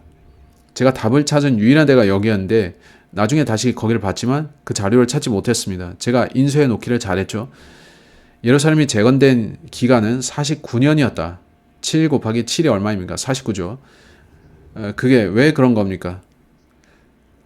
모르겠습니다. 다른 모든 설명들에서는 그건 20년이었다 라고 다르게 말하는데 이 자료는 전 이 자료를 작성한 인물을 모르겠지만 여기에서는 49년이라 말하고 다른 모든 데서는 20년이라고 합니다. 다른 모든 데서는 NIV, ASV, ESV 이 모든 현대 어권들을 가지고 말하는데 여기서는 그러지 않고 있습니다. 예루살렘은 49년간 재건되었는데 이것을 명령한 칙령은 BC 457년 아탁세르세스 왕이 내린 것이었습니다. 자, 그건 우리가 설정한 그 연대가 아닙니다. 다른 연도죠. 또 보면 서기관 에스라의 인도하에 돌아온 유대인들은 457년부터 408년까지 예루살렘을 재건했다. 예루살렘의 중건은 49년 10월이 걸렸는데 느헤미야의 지도하에 예루살렘 성벽을 복구하면서 완료되었다. 이제 또 말하지만 모두 다 맞아떨어지진 않고 그러나 그 자료 출처를 믿는다면 49년이 걸렸다는 건데 흥미롭죠. 왜냐하면 인터넷에선 그 자료가 어디서 왔는지를 알려주지 않기 때문이죠. 제가 검색하다 보니 그냥 그렇게 나왔습니다. 근데 그게 7주가 따로 구분된 이유일까요? 거기에 7주간, 62주간이라 했는데 그게 7주, 또 40년은 도시를 짓는 기간으로 따로 떼어놓고 볼 것인가 하는 거죠. 저는 모르겠고 저는 언제나 의아했는데 그걸 왜 그렇게 둘로 나눈 건지 그건 흥미롭습니다. 전 모르겠다고 인정하고 그걸 그냥 두겠습니다. 근데 여러분이 7주와 62주를 합하면 69주가 되고 이제 69주의 메시아가 끊어집니다. 7주간과 62주간이 있으리라. 실로 곤경의 때들의 그 거리와 그 성벽이 다시 건축되리라. 거리와 성벽은 에스라와 느헤미야 시대에 재건되었는데 그게 곤경의 때들일까요? 가서 에스라와 느헤미야 기를 읽어보시면 그렇습니다. 그 주변 민족들이 그들을 공격하려고 했고 도시를 재건하는 것을 막으려 했습니다. 그건 과거의 일이고 이제 저기 1948년에는 어땠습니까? 그들이 땅을 회복하기 위한 전쟁을 벌였습니다. 67년에 또 전쟁이 있었는데 그건 곤경의 때들이었죠. 그러나 결국 그들은 동예루살렘을 수복했습니다. 그때 곤경의 때들이 있었는데 요즘도 예루살렘은 곤경의 때를 맞고 있죠. 제가 예루살렘에 갔던 얘기를 여러분께 했는데요. 우리가 운전해서 돌아다니는데 우리 여행 가이드는 우리가 가서는 안 되는 장소들로 우리를 안내해 줬습니다. 그는 우리가 레바논 국경에서부터 5에서 10km 안쪽으로 들어가면 안 된다고 했는데 그것은 제한되어 있다고 했습니다. 이분이 전직 군인이어서 그는 우리를 태우고 운전해서 들어갔죠. 그는 경비 군인에게 자 복장 제대로 해 하면서 통과했는데 우리가 차로 이동할 때 한 번은 그가 당신 카메라 얼른 꺼내세요 했는데 왜요? 하니까 어서 꺼내서 찍으세요. 어서 빨리 하고 우리는 정차했죠. 거기 관문이 있었는데 그가 사진 찍으세요 하길래 왜요? 하니 우리 여기 있으면 안 돼요. 저게 레바논 국경입니다. 저 담장 넘어가면 레바논입니다. 사진 찍어주세요. 했고 우리는 찍었고 그때 한 군인이 다가오자 우리 가이드가 그에게 소리쳤죠. 이봐 왜 여기 아무도 경비를 안 서지? 내가 전역 장교인데 당신 근무 태만으로 보고하겠어 했더니 그가 죄송합니다 하더군요. 우린 떠나겠소 하고 차를 타고 떠나는데 그 군인이 뒤에서 누가 저 사람들 여기로 들어오겠어 하고 고함치는 소리가 들렸죠. 이렇게 그는 우리를 온갖 장소로 데리고 갔는데 우리는 금지구역도 들어갔죠. 근데 몇 번은 여러분 제 쇼츠들을 보셨겠지만 제가 여기가 헤르몬 산입니다 하고 소개하면 그가 클락션을 빵빵빵빵 울리면서 거기서 내려오세요. 저기 어딘가에 저격수가 있을 겁니다 했고 저는 내가 있는 여기가 전쟁터구나 했죠. 지금 이스라엘이 곤경의 때들입니까? 네, 우리가 어떤 장소를 다닐 때 수차례 로켓탄들이 몇 분 전 우리가 통과한 자리에 떨어지기도 했습니다. 지금 이스라엘에서는 가자와 그 위쪽에 미사일들이 날아다닙니다. 이제 거기는 완전히 여전히 곤경의 때들입니다. 야곱의 곤경의 때들에 비할 바는 아니겠지만 지금이 그들 어렵다고 생각해도 그때보다는 낫겠죠. 제가 어디를 보다가 말았죠? 25절에 말씀하시기를 그 거리와 그 성벽이 다시 건축되리라. 그리하여 62주간 후에 메시아가 끊어질 것이나 여기에 62주라고 하는데 이제 메시아가 62주 후에 끊어집니다. 역사적으로는 그렇게 되지 않았습니다. 그렇다면 7주, 그리고 나서 또 이어진다는 건데 그 후에 62주가 더 지나서 총 69주가 지난 후에 메시아가 끊어집니다. 그렇다고 볼 수밖에 없는데 본문의 워딩 그대로는 이해하기 힘들고 대다수 해석가들은 제가 말한 것처럼 69주라고 생각하고 말합니다. 자신 때문에 끊어지는 것은 아니니라. 자, 이 말씀 좋지 않습니까? 이게 무슨 뜻으로 한 것인지 아십니까? 그건 그가 우리를 위해서 죽으신다는 겁니다. 이건 예수님께서 십자가에서 피의 대속을 치르고 죽으셨음을 알리는 숨은 구절입니다. 그건 그 자신을 위한 죽음이 아니었죠. 예수께서 왜 끊어지셨냐면 우리 죄 때문이죠. 아멘. 그리고 장차올 통치자의 백성이 소문자 피입니다. 그 도성과 그 성소를 멸하리라. 이제 역사적으로 그게 언제 일어났습니까? 네, AD 70년경 로마가 와서 파괴시켰죠. 이제 이하의 본문들에서 어떻게 말씀하신지 보세요. 먼저 세미콜론이 있는데 2000년의 간격을 이걸로 표시한 건데 믿을 수 있습니까? 그리고 그것의 끝에는 한 홍수가 있을 것이요. 자, 이게 끝입니까? 끝은 더 뒤에 있습니다. 이 끝에 있는 홍수가 뭡니까? 요한계시록 12장으로 가봅시다. 신약을 아는 우리는 그게 뭔지를 짚어낼 수 있습니다. 우리는 그걸 계시록 12장에서 확인합니다. 요한계시록 12장 어떻게 말씀하시는지 보세요. 12절 그러므로 너희 하늘들아 그리고 그것들 안에 거하는 너희들아 크게 기뻐하라. 땅에 거주하는 자들과 바다에 거주하는 자들에게 화가 있기를 바라노라. 이는 마귀가 크나큰 경로를 가지고 너에게 내려갔기 때문이니 자신에게 짧은 시간밖에 없음을 그가 아는 까닭이라. 제가 보니 마귀는 성경을 아는데 그렇지 않습니까? 그는 구약 성경 전체와 신약까지 다 읽은 것 같습니다. 그는 자신에게 7년밖에 주어지지 않는 걸 알고서는 내가 그 7년 동안 제대로 복수하겠어 하는데 실제 그가 한 남자로 육화되어서 이 땅을 통치하는 것은 3년 반이죠. 그리고 그 용이 자신이 땅으로 던져진 것을 알았을 때 그가 그 남자아이를 출산한 그 여자를 박해하였더라. 그건 이스라엘인데 그들이 누굴 낳았냐면 예수님이고 따라서 그는 이스라엘을 박해합니다. 그리고 여자에게 거대한 독수리 두 날개가 주어졌는데 그녀로 하여금 광야 안 그녀의 처소로 날아가게 하려 함이니 그것은 그녀가 한때와 두때와 반때 동안 자, 한때는 1년, 두때는 2년, 반때는 그래서 합치면 3년 반입니다. 와우. 뱀의 얼굴을 피하여 부양받는 곳이라. 그러자 그 뱀이 그 여자 뒤에다 자신의 입에서 홍수처럼 물을 토해냈으니 그가 그녀를 홍수에 휩쓸려 가게 하려 합니다. 환란의 어느 시점에 홍수가 일어납니다. 그때 홍수가 일어나죠. 신약 성경이 아니라면 신약 성경이 없었으면 우리 이걸 도무지 알지 못했을 겁니다. 우리가 유대인들이었다면 이걸 몰랐을 텐데 제가 구약 유대인이었고 회당에서 이걸 가르치고 있다면 저 선생님 그 홍수가 뭡니까? 우리는 모릅니다. 그게 제 대답이었을 것인데 정말 몰랐겠죠. 근데 우리는 그걸 알고 신약 덕분입니다. 그건 환란 후반부에 있을 건데 그때 정말 홍수가 있을 거예요. 라고요. 오케이. 신약을 통해 이걸 알 수 있다는 게 신나지 않습니까? 또 보면. 그리고 그것의 끝에는 한 홍수가 있을 것이요. 그 전쟁의 끝에 이르기까지 황량함들이 확정되리라.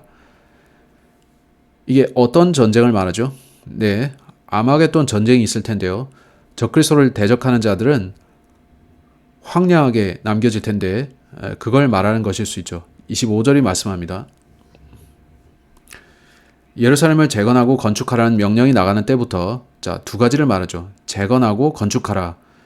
그들이 그걸 동시에 수행했습니까? 그들은 가서 도시를 재건하기 시작했고 성전을 재건했지만 이때까지는 도시를 완성시키지 못했죠. 저 칙령까지 가야 하는데 제가 이걸 계산했고 7을 빼면 저대로 가고 4를 빼면 말이 되는 것처럼 보입니다. 계속 보면 어셔 대주교가 말하기를 창조는 BC 4004년이었다고 합니다. 이제 그는 달력에서 4년을 뺀 건데 제가 이걸 어떻게 계산했느냐 하면 여기서요. 그러면 여러분은 AD 33년으로 갈 수 있습니다. 많은 이들이 예수께서 그때 죽으셨다고 믿습니다. 이제 보자면 제 노트가 섞였는데 이거 별로군요. 오케이. 많은 이들이 이 질문을 합니다.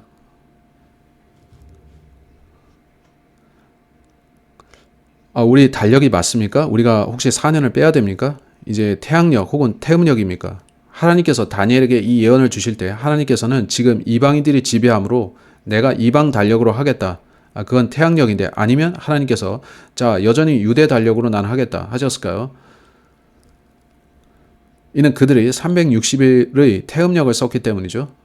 이 483년의 기간을 여러분이 483을 365.251로 곱하면 즉 태양력으로 환산하면 저런 날수가 나옵니다. 여러분이 유대식 달력으로 곱하면 저런 날수가 나오고요. 그 격차는 2535.251입니다. 그게 몇 년에 해당합니까? 태양력의 날수로 나누면 6.4년이 되고 날이라 적었는데 년입니다. 또 태음력으로는 7년이 됩니다. 따라서 대략 7년의 차이가 생긴다고 하겠죠. 약 7년이 서로 다릅니다. 여기서 우리는 7년의 완충 기간을 얻는데 사람들이 이걸 보고 너 그거 정확하지 않다. 하지만 어딘가에 7년이 차이 날 수 있고 그래도 결과값은 정확한 겁니다. 전 하나님께서 어떤 달력을 쓰실지 모르겠지만 하나님께서는 그 7년의 여분 안에 무슨 일을 하시는데 그렇죠. 이 사람들은 계속 다른 의견을 내놓으면서 노 그날이 아니고 이때다 하는데 여러분이 어떤 식으로 계산할지라도 어떤 달력을 놓고 보더라도 결국 결과값은 정확하게 나올 겁니다. 여러분 제가 산수 싫어하는 거 아시죠? 저는 어느 걸 따라야 할지 모르고 제가 아는 것은 이 모든 게 하나님께서 참되심을 보여준다는 것입니다. 저는 하나님께서 계산하시도록 두겠는데 전 그 차이를 7년으로 압축할 수 있습니다. 오케이, 이해하셨습니까? 제가 더 깊이 다룰 수 있지만 그 이야기는 넘어가겠습니다. 이제 26절에서 말씀하기를 메시아가 끊겼고 어떤 이들은 예수께서 AD 33년에 죽으셨다고 하는데 온라인에서 많은 이들이 이제는 내 생각에 그건 AD 30년이야 합니다. 어떤 게 맞든지 간에 그건 이 7년의 격차 안에 들어갑니다. 맞죠? 어느 쪽이든 말이 될 수 있습니다. 하나님께서 계산하시도록 저는 두겠습니다. 오케이. 그렇게 다 맞습니다. 이제 26절에 보면 그리고 장차 올 통치자의 백성이 그 도성과 그 성소를 멸하리라. 대문자 P는 예수 그리스도이고 소문자 P는 누구입니까? 적그리스도입니다. 오케이? 저는 그걸 지금 잠시 말하겠습니다. 한데 보면 장차 올 통치자의 백성이 그 도성과 그 성소를 멸하리라. 그거는 AD 70년이었죠. AD 70년. 자, 여기에 또 70년이 등장하죠. 예수께서 태어나신 때부터 이스라엘이 이스라엘 땅에서 쫓겨난 때까지가 얼마죠? 70년입니다. 70년이 반복되는 것을 아시겠습니까? 그건 흥미롭습니다. 여러분, 이보다 더 흥미로운 걸 알고자 합니까? 예수님이 AD 33년에 죽으셨다면 이제 AD 73년에는 뭐가 일어났습니까? 그건 정확히 40년이 지나서인데 여러분 뭐가 일어난지 아십니까? 오케이, AD 70년에 그들은 이스라엘을 파괴하고 성전과 그 모든 것을 무너뜨렸습니다. 근데 마사다라 불리는 요새가 남아 있었습니다. 제가 알기로 그건 헤로드 왕이 세운 궁전이 있는 곳인데 그건 요새이지만 또한 그의 궁전이기도 했습니다. 헤롯이 그런 걸 지어놨고 이 남은 유대인들은 마사다에서 농성했습니다. 저는 원거리에서 마사다를 봤는데 우리는 한쪽에 사해가 보이는 길을 운전해서 갔고 거기서 마사다가 보인다고 했습니다. 저는 거기서 좀 더 볼 수 없나요? 했고 그는 No, 유대인들이 거기서 많이 죽었고 저는 그걸 생각하면 참 슬픕니다. 하고 계속 운전해 갔는데 제 여행 가이드는 제게 마사다를 보여주고 싶어 하지 않았죠. 사람들은 거기 가서 보면 대단하다고 하는데 전 멀리서 봤습니다. 예수께서는 어떤 절기에 죽으셨습니까? 그들은 예수님을 6월절에 죽였습니다. 그걸 아셨습니까? AD 73년의 6월절에 그곳의 모든 유대인들이 죽었습니다. 그 날까지가 정확히 40년이었습니다. 유대인들은 그들의 죄 때문에 광야에 40년간 있었고 그들의 메시아를 죽인 것에 대한 심판도 40년 후에 임했죠. 여러분 그게 단지 우연이라고 생각하십니까? 저는 아닌데 여러분은 로마군이 들어와서 그들을 죽이기 전에 그들 모두가 자살한 이야기 들으셨습니까? 로마인들이 요새로 올라가는 길을 닦는데 9달이 걸렸는데 그들은 경사로를 짓고 진입했죠. 9달요. 여인이 임신해서 출산하는 기간 9달이죠. 흥미롭습니다. 아주 많은 것들이 있는데 여러분이 보시면 놀랍습니다. 하나님께서 이걸 역사하신 건데 제 말은 우연일 수는 없다는 겁니다. 자, 이제 우리는 그 끝에 홍수가 있다고 봤는데 앞서 이런 파괴가 있었고 미래에 또 파괴가 있을 겁니다. PC 하나님께서는 이 일에 동일한 짐승을 사용하실 겁니다. 그건 어떤 식으로든 로마가 적그리스도를 도와서 그를 옹립한다는 것입니다. 그게 제 생각인데 그건 교황일 수도 있고 또 어떤 이들은 교황이 적그리스도 거라고 생각합니다. 여러분 이번 교황이 무슨 일 하셨는지 아십니까? 그는 라틴어로 미사 집전하는 거 금지했는데 그거 아셨습니까? 카톨릭은 그렇게들 하는데 라틴어로 원래 했지만 그는 그걸 금지했습니다. 이번 교황은 많은 일을 벌이는데 흥미로운 것은 제가 믿기로 로마가 도래할 적그리스도에게 속한 일부가 되리라는 겁니다. 이제 우리는 이걸 봐야 하는데 요한계시록 11장 1절로 3절 요한계시록 11장 1절로 3절 여기서 많은 일들이 보이는데 저는 어서 이 강의의 종집으로 가고 싶고 거기서 여러분은 많은 것을 느낄 겁니다. 오케이. 자, 이제 떠나지 마시고 계속 들어주십시오. 우리는 이 메시지 이후에 되돌아올 겁니다. 제가 어릴 때 G.I. 조를 시청했던 거 아십니까? G.I. 조는 돌아올 것이다. G.I. 조는 돌아온다. 오케이. 이제 요한계시록 11장 1절로 3절 alright. 이건 미래인데 과거가 아닙니다. 많은 이들이 요한계시록은 다 끝난 과거다. AD 70년에 성취된 역사다 하는데 사실 계시록은 AD 90년대에 기록되었습니다. 그런데도 단지 과거 역사라고요? 그럴 수는 없고 이건 미래의 역사인데 이건 예언의 책이고 그 책에서 그렇게 말씀하시죠. 이제 요한계시록 11장 그리고 나에게 막대기 같은 갈대 하나가 주어졌더라. 그리고 그 천사가 서서 이같이 말하였더라. 일어나서 하나님의 성전과 제단과 그 안에서 경배하는 자들을 측량하라. 경배하는 자들. 자, 예루살렘에는 재건된 성전이 있어야만 합니다. 그러나 성전 바깥에 있는 뜰은 제외하고 그것을 측량하지 말라. 이는 그것이 이방인들에게 주어지며 그들이 거룩한 도성을 42개월 동안 발 아래 짓밟을 것이기 때문이라. 그런즉 내가 나의 두 증인에게 권능을 주겠노라. 그리하면 그들이 굵은 배를 옷 입혀진 채 1260일 동안 예언하리라. 이제 42개월은 3년 반이고 1260일도 3년 반입니다. 이제 1260일간 유대인들은 그들의 성전을 갖게 되고 그 안에서 경배 드릴 겁니다. 따라서 제가 믿기로 재건된 성전은 있어야만 합니다. 이제 우리가 요한계시록 13장 1절 5절을 보면 적그리스도는 42달을 지속합니다. 이 기간의 한 중간에 어떤 사건이 발생하기에 유대인들은 광야로 달아나 42개월간 머물러야만 합니다. 그게 뭐냐면 그것은 전쟁 상황처럼 보입니다. 적그리스도가 들어오고 적그리스도가 장악하죠. 이제 마태복음 24장으로 갑시다. 제 말은 성경에는 이중 계시가 있다는 것입니다. 과거에 적용될 수 있고 또한 동시에 오늘날에 적용될 수 있죠. 삼중 적용도 있습니다. 마태복음 24장 15절 예수님이 하시는 말씀. 자, 한데 어떤 이들은 마태복음 24장이 다 과거이고 AD 70년에 끝난 얘기라고 합니다. 그러면 13절에서 어떤 말씀을 하시는지 봅시다. 그러나 끝까지 견딜 자 바로 그는 구원을 받으리라. 여기선 시대의 끝까지를 말하고 있는데 그 끝입니다. 또 말씀하기를 그리하면 이 왕국 복음이 모든 민족들에게 증거로서 온 세상에 선포되리라. 그러고 나서 그때 끝이 오리라. 이제 이거는 마지막 때를 말하는 것이지 AD 70년이 아닙니다. 과거주의에 매이지 마십시오. 미래의 모든 예언들을 과거로 돌리지 말고요. 물론 저 당시에 이 본문을 읽었던 당시 사람들은 자신들한테 적용했겠죠. 그렇게 적용할 수도 있고 또한 이중 적용이 된다는 겁니다.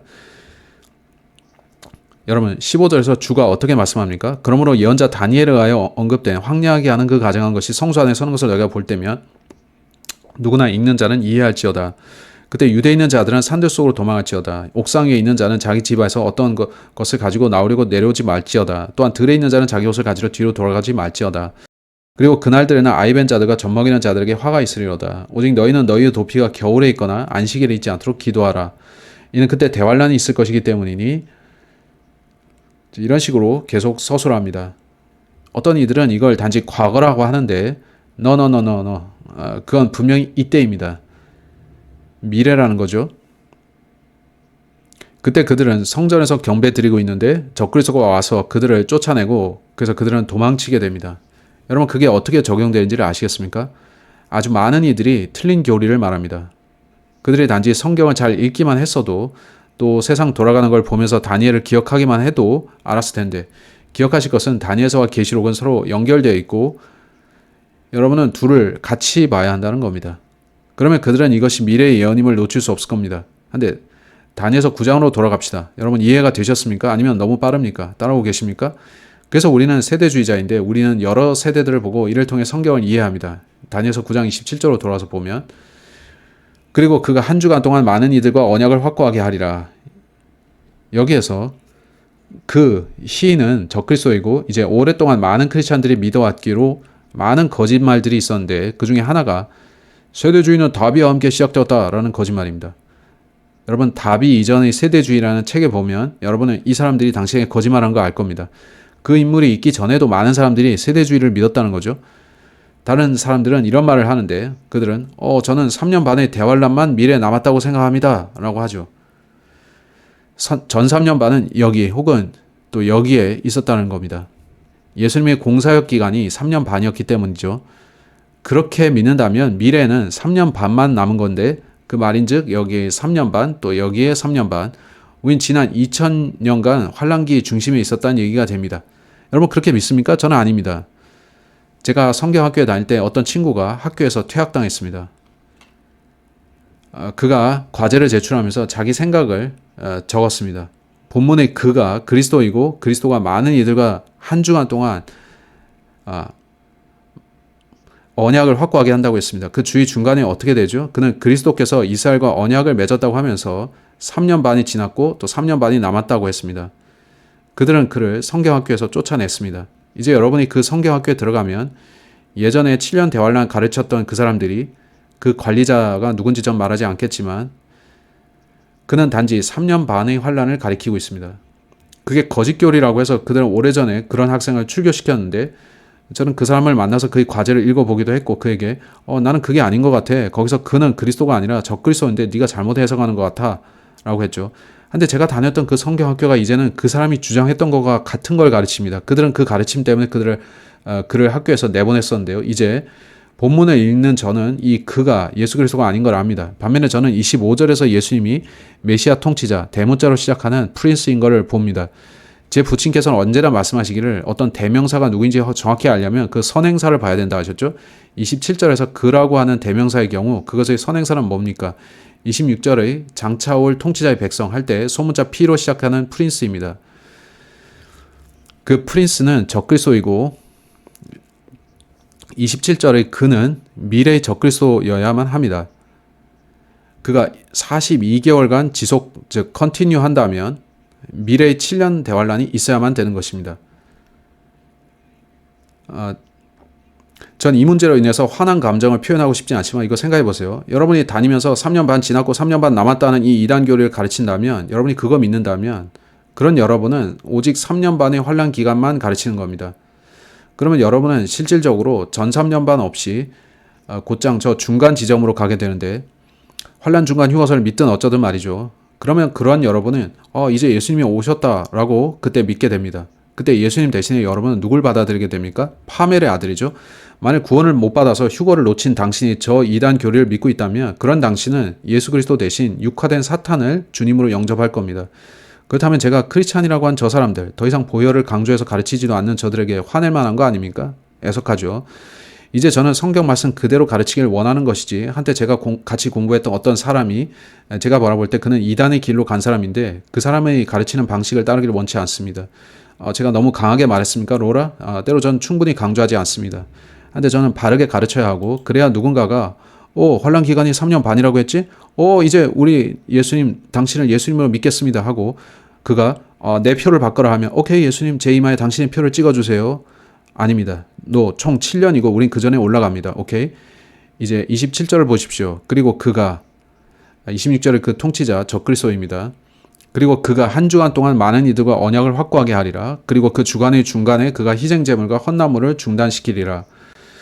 그리고 그는 가증함들의 뒤덮음으로 그것을 황량하게 만들리니 그 진멸에 이르기까지 그리하리라. 그리고 확정된 것이 그 황량한 것 위에 쏟아지리라. 이건 적그리스도가 한 주간의 언약을 체결하는 것으로 보이는데, 여기에 행간을 보면 아는 것이지만 여러분이 마태복음과 요한계시록을 안다면 그가 많은 이들과 평화 조약을 맺는 것을 압니다. 그는 이스라엘과 그 조약을 맺지만 또한 다른 많은 이들과도 맺는데, 그는 아마, 전 모르겠지만 이 기구의 수장일 겁니다. 이제 유엔은 총회 의장을 매년 선출하는데 1년의 임기를 갖죠. 근데 그들이 어떻게 해오고 있는지 아세요? 그들은 새로운 유엔 규정을 통과시키려고 하는데, 그게 되면 몇 년을 일하게 될까요? 7년입니다. 소름이 돋는데, 제 말은 그게 너무 간편하게 가는 거 아닙니까? 그러면 적그리스도가 유엔의 수장으로서 7년간을 일하게 되는 겁니다. 이거 정말 편리한 거 아닙니까? 그는 많은 이들이 이걸 보면서 그가 이스라엘과만 7년간의 어떤 불가침 조약을 맺지 않는다고 말하는데, 많은 크리스찬들이 말하기를 헤이, 어떤 자가 7년 조약을 맺을 거다라고 하죠. 여러분이 보시면 사람들이 7년 조약을 맺는 경우가 자주 많이 등장합니다. 그건 앞으로 있을 저것의 예고인데, 그들은 왜 5년을 맺지 않고 또 10년 기한을 하지 않고 또 6년도 아닐까요? 그들은 왜 항상 7년이라고 할까요? 그들은 누군가가 나타나서 7년을 제시할 것을 준비 중인 것입니다. 미래의 7년이 있을 것이고 그 7년의 중간에 적그리스도가 그걸 파기할 겁니다. 그는 이스라엘에게 헤이, 내가 너에게 평화를 약속하겠다 말하고, 그들은 거짓된 의미에서 평화롭다가 그 중간에 그가 암살되고, 아마 그는 유대인들이 그 암살 시도를 했다고 비난할 것이며, 그는 그곳 안에 들어가서 자비의 자리에 앉은 후에 내가 하나님이다 라고 할 것입니다. 그는 사탄의 화신이죠. 아멘. 제 말 이해하셨습니까? 이제 데살로니가 전서 5장으로 갑시다. 죄송합니다. 전 너무 흥분하고 싶지 않은데, 사람들이 성경이 말씀하는 배교에 빠진 것을 보면 매우 애석합니다. 그들은 7년 대환란을 가르치는 데서 벗어나서 매우 다른 걸 가르치고 있습니다. 이에 그들은 예수님을 적그리스도와 혼동케 합니다. 와우. 데살로니가 전서 5장 1절로 3절. 그러나 형제들아, 그 때들과 그 시기들에 대하여는 내가 너희에게 쓰는 것이 너희에게 전혀 필요하지 아니하노라. 이는 주의 날이 밤에 도둑같이 그렇게 오는 것을 너희 자신이 완전히 알고 있기 때문이라. 주의 날이 뭐냐 하면 아마겟돈 전쟁의 날인데, 그리스도의 날과는 다르죠. 이는 그들이 말하기를 평안하고 안전하다 할 그때 갑작스러운 멸망이 그들에게 임하기 때문이니 아이를 가진 여자에게 상고가 임하는 것과 같으니라. 그런즉 그들은 벗어나지 못하리라. 여러분, 유엔이 무슨 일을 했는지 아십니까? 매년 그들은 Peace and Security Council을 엽니다. 이 security는 safety와 비슷한 말인데, 그렇지 않습니까? Peace and Safety. 전 유엔으로부터 적그리스도가 나올 것이라 생각합니다. 그가 누구이든 간에 그는 7년간 다스리기를 원하고, 그래서 그는 아마 임기 규정을 바꿀 거고 이스라엘과 7년 조약을 맺을 것인데, 그 기간 동안 너희는 원하는 대로 해도 된다고 할 겁니다. 적그리스도에게 무슨 일이 생기냐면, 저는 계시록 13장을 읽지는 않겠지만 여러분이 읽어보시면 그의 치명적인 상처가 났습니다. 여러분은 그게 암살 시도라고 생각할 텐데, 우리는 트럼프의 경우를 봤죠. 적그리스도는 암살당합니다. deadly wound는 그가 죽었다는 뜻입니다. 치명적 상처가 아니었다면 본문은 거의 치명적인 상처를 했겠죠. 어떤 남자가 저를 비난하기를 브레이커 당신은 적그리스도가 예수 그리스도처럼 부활의 권능을 가졌다는 겁니까? 라고 했는데 저는 그가 어떻게 그런지는 모릅니다. 어쩌면 그는 신체 복제를 할 수 있고 AI 신체나 그런 거 사용할 수도 있는데 전 모르겠고 그러나 전 세계는 그를 보고 놀라면서 그가 죽은 자들로부터 실제 부활한 것으로 받아들입니다. 그 후 마지막 3년 반 동안 마귀는 그 사람 안에 들어가서 말 그대로 화신이 됩니다. 그가 무슨 일을 하냐 하면 그는 재건된 유대 성전 안으로 들어가서 말합니다. 희생제를 중단하거라. 그게 어디 있습니까? 27절에 나옵니다. 그리고 그 주간의 중간에 그가 희생제물과 헌나물을 중단시키리라. 이제 유대인들은 대환란 중에 짐승 희생제를 다시 드리고 있을 것이고 또한 oblation, 헌나물을 드릴 겁니다. 성전이 제 기능을 하고 있을 것이고 그들은 선물을 드릴 겁니다. 그때 황량하게 하는 가증한 것이 등장할 텐데 마가복음 13장으로 가봅시다. 마가복음 13장. 어떤 사람들은 성경을 읽지 않습니다. 그들은 성경을 이해하지 못하고 그 모든 것은 AD 70년에 일어났다 하고 말하는데 No, 저는 그렇게 보지 않습니다. 그러면 하나님께서 왜 우리에게 AD 90에서 100년 사이에 계시록을 주셨겠나요? 그건 여전히 미래입니다. 마가복음 13장 14절 말씀하기를 그러나 너희는 예언자 다니엘에 의하여 언급된 황량하게 하는 그 가증한 것이 서지 말아야 할 곳에 서 있는 것을 볼 때 그때 유대에 있는 자들은 산들로 도망할지어다. 이건 예수님이 직접 하신 말씀인데 어떻게 누군가가 환란이 단지 3년 반이라고 말합니까?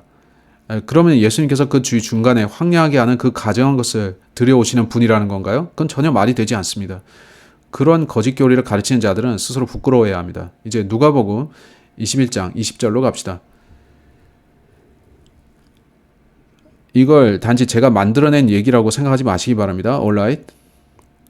여러분은 성경을 성경과 비교하실 수 있는데 그때 전쟁이 있을 겁니다. 그래서 저는 그게 평화조약 같다고 말했는데 그건 브레이커 주장이 아닙니다. 누가복음 21장 20절.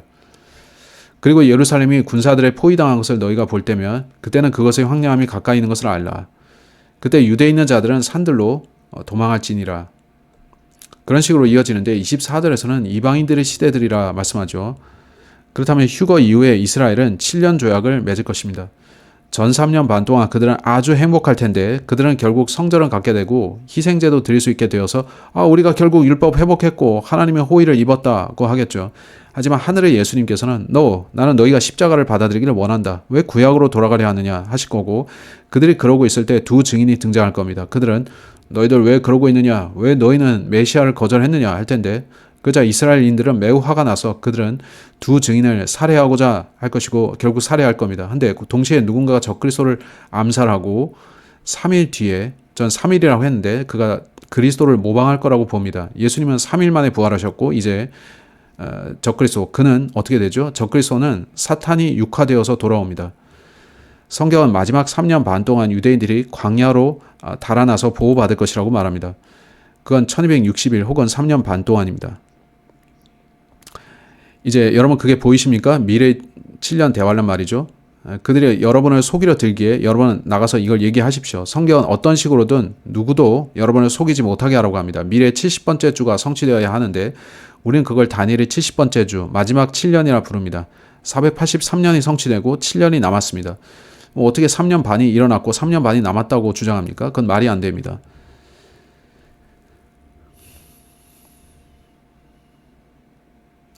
질문은 그 7년 기간이 쪼개졌다 치고 첫 3년 반의 적그리스도가 누구였냐는 건데요.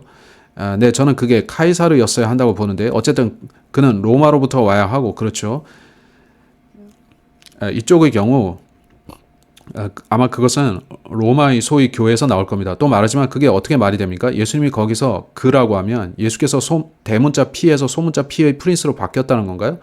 말이 안 되는데 그렇죠? 그건 맞지 않는데 여러분은 요한계시록을 미래로 봐야 하고 거기서 그가 42개월간 지속될 거라고 합니다. 그는 전 3년 반 동안 뭔가를 하고 있을 거고 자 다른 논리는 말이 되지 않습니다. 근데 어떤 사람들은 생각이 꼬여서 그들은 바에서 마시고 그러나 성경을 모르나 봅니다. 어떤 이들이 진리의 말씀을 바르게 나누지 않는 건 유감스러운 일이죠. 아멘. 제 말 이해하십니까? 갑시다. 거의 다 됐습니다. 여기 본문에서 여러분은 군대들이 예루살렘을 대적하는 것을 봤습니다. 그들은 그거 AD 70년입니다 하는데 no, 미래의 군대들이 예루살렘을 대적해서 올 것입니다. 그들이 예루살렘을 장악하면 그는 3년 반 동안 그것을 통치할 텐데 그는 내가 하나님이다 하면서 그의 모든 군대를 아마겟돈 곧 무기토로 소집할 겁니다. 전 그 계곡 가봤는데 아주 큰 계곡이었습니다. 그는 하나님께 맞서 싸우려고 하겠지만 예수님께서 그의 군대를 물리치십니다. 계시록 19장 여기 무기토 골짜기 아마겟돈 전쟁에 대해서 나옵니다. 적그리스도는 자신이 원하는 대로 모든 군대를 모아들일 겁니다. 그게 어떻게 가능하냐면 유엔을 통해서 하죠. 그는 그들을 휘하에 거느릴 건데 그에게는 2억의 군대가 모일 겁니다. 계시록 19장 12절 계시록 19장 11절 그리고 내가 하늘이 열린 것을 보았더니 보라 흰말 한 마리라 또한 그 위에 타신 분은 신실하시고 진실하신 분이라 불렸으며 대문자 F와 대문자 T로 시작하죠. 그분께서는 의로 심판을 행하시고 전쟁을 하시느니라. 그의 두 눈은 불의 화형 같았고 그분의 머리 위에는 많은 왕관들이 있었더라. 그리고 그분께서는 기록된 한 이름이 있었는데 아무도 모르고 오직 그분 자신만이 아셨더라. 그리고 그분께서 피 속에 담겼던 겉옷으로 옷 입혀지셨더라. 그리고 그분의 이름은 하나님의 말씀이라 불리시니라. 이어서 하늘에 있는 군대들이 흰 말들을 타고 그분을 따르는데 희고 정결한 고운 아마포로 입혀졌더라. 자, 이들이 누구입니까? army, 단수가 아니고 armies입니다. 거기선 교회가 있고 천사들도 있을 거라고 생각합니다. 그래서 환난절 휴거가 있어야 합니다. 그게 아니고 우리가 아직 휴거되지 못했다면 어떻게 예수님과 함께 돌아오겠습니까? 환난 중간 휴거가 있어서 그런데 그건 말이 안 됩니다. 야곱의 곤경의 때는 유대인을 위한 7년 기간이고 교회는 그걸 왜 통과합니까? 그건 말이 안 되죠. 이어서 하늘에 있는 군대들이 흰 말들을 타고 그분을 따르는데 희고 정결한 고운 아마포로 옷 입혀졌더라. 또 그분의 입에서 예리한 검 하나가 나왔는데 그분께서 그것으로 민족들을 치려하심이라. 그리고 그분께서 철장으로 그들을 다스리시리라. 또한 그분께서 전능하신 하나님의 맹렬함과 진노의 포도즙 틀을 밟으시리라. 그리고 그분께서는 자신의 겉옷 위와 자신의 넓적다리 위에 만왕의 왕이요 만주의 주라고 기록된 한 이름을 가지고 계시느니라. 여러분, 그는 적그리스도의 군대를 파멸시킬 수 있는데 그렇지 않습니까? 그는 그렇게 하실 겁니다. 온라인 다니엘서 9장으로 돌아가서 거의 마쳤지만 여러분의 마음을 뒤흔들 한 가지가 남았습니다. 준비되셨습니까? 주님, 당신께서 정말 올해 속히 오지 않으신다면 저 많이 실망할 건데 그건 지금이 정말 잘 맞아떨어지기 때문이고 오케이, 제가 날짜 지정하는 건 아닙니다. 한데 이건 꽤 놀랍고 온라인 마치기 전에 우리는 26절을 다시 보겠습니다. 그리고 그것의 끝에는 한 홍수가 있을 것이요 그 전쟁의 끝에 이르기까지 황량함들이 확정되리라. 그 황량함이 뭐냐면 그들이 이스라엘을 황량하게 만들 거고 하나님께서 오셔서 적그리스도를 황량하게 만드신다는 거죠. 주께서는 그를 황량하게 만드십니다. 27절. 그리고 확정된 것이 그 황량한 것 위에 쏟아지리라. 하나님께서 적그리스도 위에 쏟으시는 것이 뭐냐면 그분의 진노입니다. 온라인 이 모든 걸 보고서도 전 한 가지 더 중요한 걸 말해야 되겠는데 그것도 우연일까요? 준비되셨습니까? 온라인 성경은 2중 혹은 3중 적용될 수 있는 계시인 걸 기억하시죠? 여러분 준비되셨습니까? 저는 이거 얘기하려면 저는 소름이 다 돋습니다. 자, 저때 십자군 원정이 있었죠. 로마 교회가 가서 사람들을 죽였는데 우린 그런 거 반대하고 우린 그 교회의 일원이 아닌데 우린 사람들을 죽이는 걸 반대합니다. 우리는 살인을 원치 않고 하나님께서 우리에게 그걸 원치 않으십니다. 한데 그 교회가 이스라엘로 가서 그 땅을 점령하고 있는 무슬림들과 싸웠습니다. 그러다가 결국 당시 4-5차례의 십자군 원정이 있었고 결국 카톨릭은 후퇴해야 했습니다. 그 지역은 살라하딘이 점령했는데 그들은 살라하딘 그렇게 부릅니다.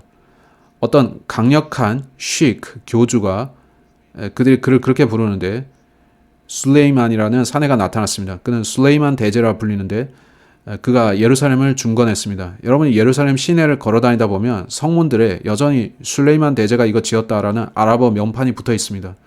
여전히 있습니다. 술레이만 대제는 1537년부터 1541년까지 예루살렘을 복원했습니다. 이게 역사랍니다. 그 일이 종료된 때가 인터넷에 보면 1541년이라는 겁니다. 자, 이제 제가 뭘 할 건지 아십니까? 그냥 해본 건데 1541년에 483년을 더해봤습니다. 그러니까 뭐가 나오죠? 주님, 올해 오시지 않는다면 이거 다 꼬이는 겁니다, 주님. 그렇죠? 하지만 여전히 우리는 4년의 오차 기간을 갖고 있고 그건 7년 미만일 수 있는데 그럼에도 향후 7에서 10년 안에 그게 얼마나 될지는 잘 모르지만 한데 하나님께서 혹시 저 때 그들에게 계시를 주시면서 주의하게 하셨듯이 우리에게도 같은 계시를 주시면서 주의하게 하신 걸 수도 있죠. 우리는 그걸 보면서 어안이 벙벙한데 이제 저는 모르지만 소름이 돋고 예수님이 다시 오시기를 원합니다. 이건 정말이지 이제 로버트 브레이커는 2024년 9월에 휴거가 온다고 규정한 건 아닙니다. 전 그렇게 말하지 않았고 제가 말하는 것은 그들이 그때 재건을 마치지 못했을 수 있고 1543년이나 뭐 그때도 못 마쳤을 수도 있다는 거죠. 그 연대 표시가 잘못됐을 수도 있습니다. 한데 그 군주가 성벽을 재건한 게 하필 이때였고 거기 연도를 더해보면 이런 거는 그냥 나오는 게 아닙니다. 여러분 이제 다들 구원 받으셨습니까? 예, 구원 받았어요. 오케이, 당신은 그걸 바르게 가르칩니까? 그걸 바르게 믿습니까? 당신은 사람들을 속여서 휴거를 놓친 자들이 예수 그리스도 대신 적그리스도 영접하도록 만드는 거 아닙니까? 당신은 구원받고서 휴거를 기다리고 계십니까? 아니면 그들이 환란을 절반쯤 통과한 후에 휴거 받을 것을 기대하게 만들고 있습니까? 왜 당신은 성경을 따라서 헤이 483년이 경과했고 7년이 남았다. 우리는 올라갈 때를 기다리는데 그러면 하나님께서 이스라엘을 다시 다루실 것이다 라고 가르치지 않습니까? 제가 말씀드렸다시피 여러분이 이 영상을 끝까지 기다리시면 여러분의 머리가 터질 것 같을 거라고 했는데 여러분 그렇게 되셨습니까? 저는 이걸 만들어낼 수 없습니다. 올해 9월 저는 어서 오라고 하는데 혹 그가 오지 않으신다면 저는 오케이 몇 년 더 남았구나 할 겁니다. 근데 2033년은 넘어갈 수 없을 겁니다. 어떻게 2033년을 넘어갈 수 있겠습니까? 호세아서 6장으로 가보십시오. 호세아서 6장에서 우리는 마치겠는데 이거는 또 다른 예언이고 다니엘서 이후에 나온 것인데 전 휴거가 오지 않는다면 우리가 다음번에 호세아서의 공부를 해야 된다고 봅니다. 이거는 아주 흥미로운 책은 아니고 그게 많은 것들이 있진 않지만 몇 가지가 있습니다. 호세아서에는 혼인에 대한 좋은 것들이 나옵니다. 호세아서 6장 1절 오라 우리가 주께로 되돌아가자. 이는 그분께서 찢으셨으나 그분께서 우리를 치유하실 것이요 그분께서 치셨으나 그분께서 우리를 싸매 주실 것이기 때문이라. 여기에 얘기하는 화자가 유대인입니다. 한 유대인이 하나님께 돌아가자고 합니다. 이틀 뒤에는 그분께서 우리를 다시 살리시리라. 셋째 날에는 그분께서 우리를 일으키시리니 우리가 그분의 목전에서 살게 되리라. 오케이. 하루가 죽게 1000년 같고 1000년은 하루 같다고 베드로후서 3장 9절. 그렇죠. 이제 교회 시대는 2000년이 되어 가는데 그렇죠. 거의 이틀에 해당합니다. 그렇다면 이때 유대인들은 예수님께 돌아갈 수 있습니다. 그리고 마지막 셋째 날의 1000년 동안 그들은 지상을 통치하시는 예수님과 함께 할 것입니다. 이래서 저는 마이크를 던져버리겠습니다. 어떻게 그 때를 넘길 수 있겠습니까? 이제 예수께서 언제 죽으셨습니까? 그는 AD 33년경 죽으셨죠. 2000년을 채우면 2033년입니다. 어떻게 2033년을 넘어갈 수 있겠나요? 거기서 7년을 빼면 뭐가 되죠? 2026년. 휴거가 2026년을 넘어갈 수 있겠습니까? 만약 2033년에서 4년을 뺀다면 그건 말이 되지 않죠. 그러면 2029년인데 또 7년을 빼면 2022년이 되죠. 그건 이미 지나갔습니다. 이제 제가 할 수 있는 말은 휴거가 2024년에 일어난다면 그건 참 멋질 거란 거고 어쩌면 유대 달력이 겹쳐진 부분이 있다면 2025년일 수도 있겠죠.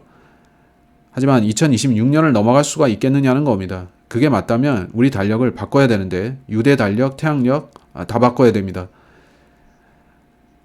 모르겠지만 제가 아는 것은 전 수학을 잘 못하기에 여러분이 계산해 보시기를 바라는데 그러면 여러분은 내일 휴가 날짜가 정확히 언제인지 제게 알려주실 수 있을 거고 그걸 예루살렘 시각이 아니라 동부 시각으로 저는 바로 그 시각을 알고 싶은데 제가 아는 것은 저는 성경을 좋아하고 그걸 공부하고 읽는 걸 좋아한다는 건데 오늘날 세상에서 일어나는 모든 일들은 지금이 바로 그때다. 지금이다. 라는 걸 보여줍니다. 여러분 알렉산더에게 그 예언이 주어졌던 때가 언제인지 기억하십니까? 다니엘 사후 그 책이 남았고 알렉산더가 등장했는데 그들이 성문들을 열고 헤이 미스터 순념소 들어오세요 했죠. 그들은 때를 알고 있었습니다. 바울은 형제들아 그 때들과 그 시기들에 대해서는 내가 너에게 쓰는 것이 너에게 전혀 필요하지 아니하노라고 말했죠. 여러분 느끼십니까? 우리가 그 시기에 들어서고 있는 거 말이죠. 휴거는 라스트 트럼프에 일어날 수 있습니다. 이 암살 시도가 일어날 때 모든 이들이 뭐라고 말했죠? 그가 이제 당선되겠구나. 전 뉴스에서 그가 말하는 거 봤습니다. 암살 시도를 당한 후보자가 대통령에 당선되지 않는 경우는 지금까지 없었다. 그게 여러분의 라스트 트럼프 맞을까요? 어쩌면요. 여러분 그게 재미없다 할지 모르지만 키루스는 그가 등장하기 수백 년 전에 성경에 이름이 있었습니다. 그가 등장하기 2000년 전에 트럼프의 이름이 성경에 나오지 말라는 법이 있습니까? 제가 아는 것은 다만 성경이 진리이며 하나님은 진짜이시라는 건데 하나님께서는 우리에게 예언을 주시고 그것들은 완벽합니다. 전 여러분께 그걸 완벽하게 제시하기를 원하는데 제 말은 확실하지 않을 수 있고 그건 제가 수학을 잘 하지 못하기 때문이죠. 저는 달력에 대해 잘 모릅니다. 그건 몇 년 틀릴 수 있습니다. 저는 주님께서 태양력 혹은 태음력을 쓰시는지 모릅니다.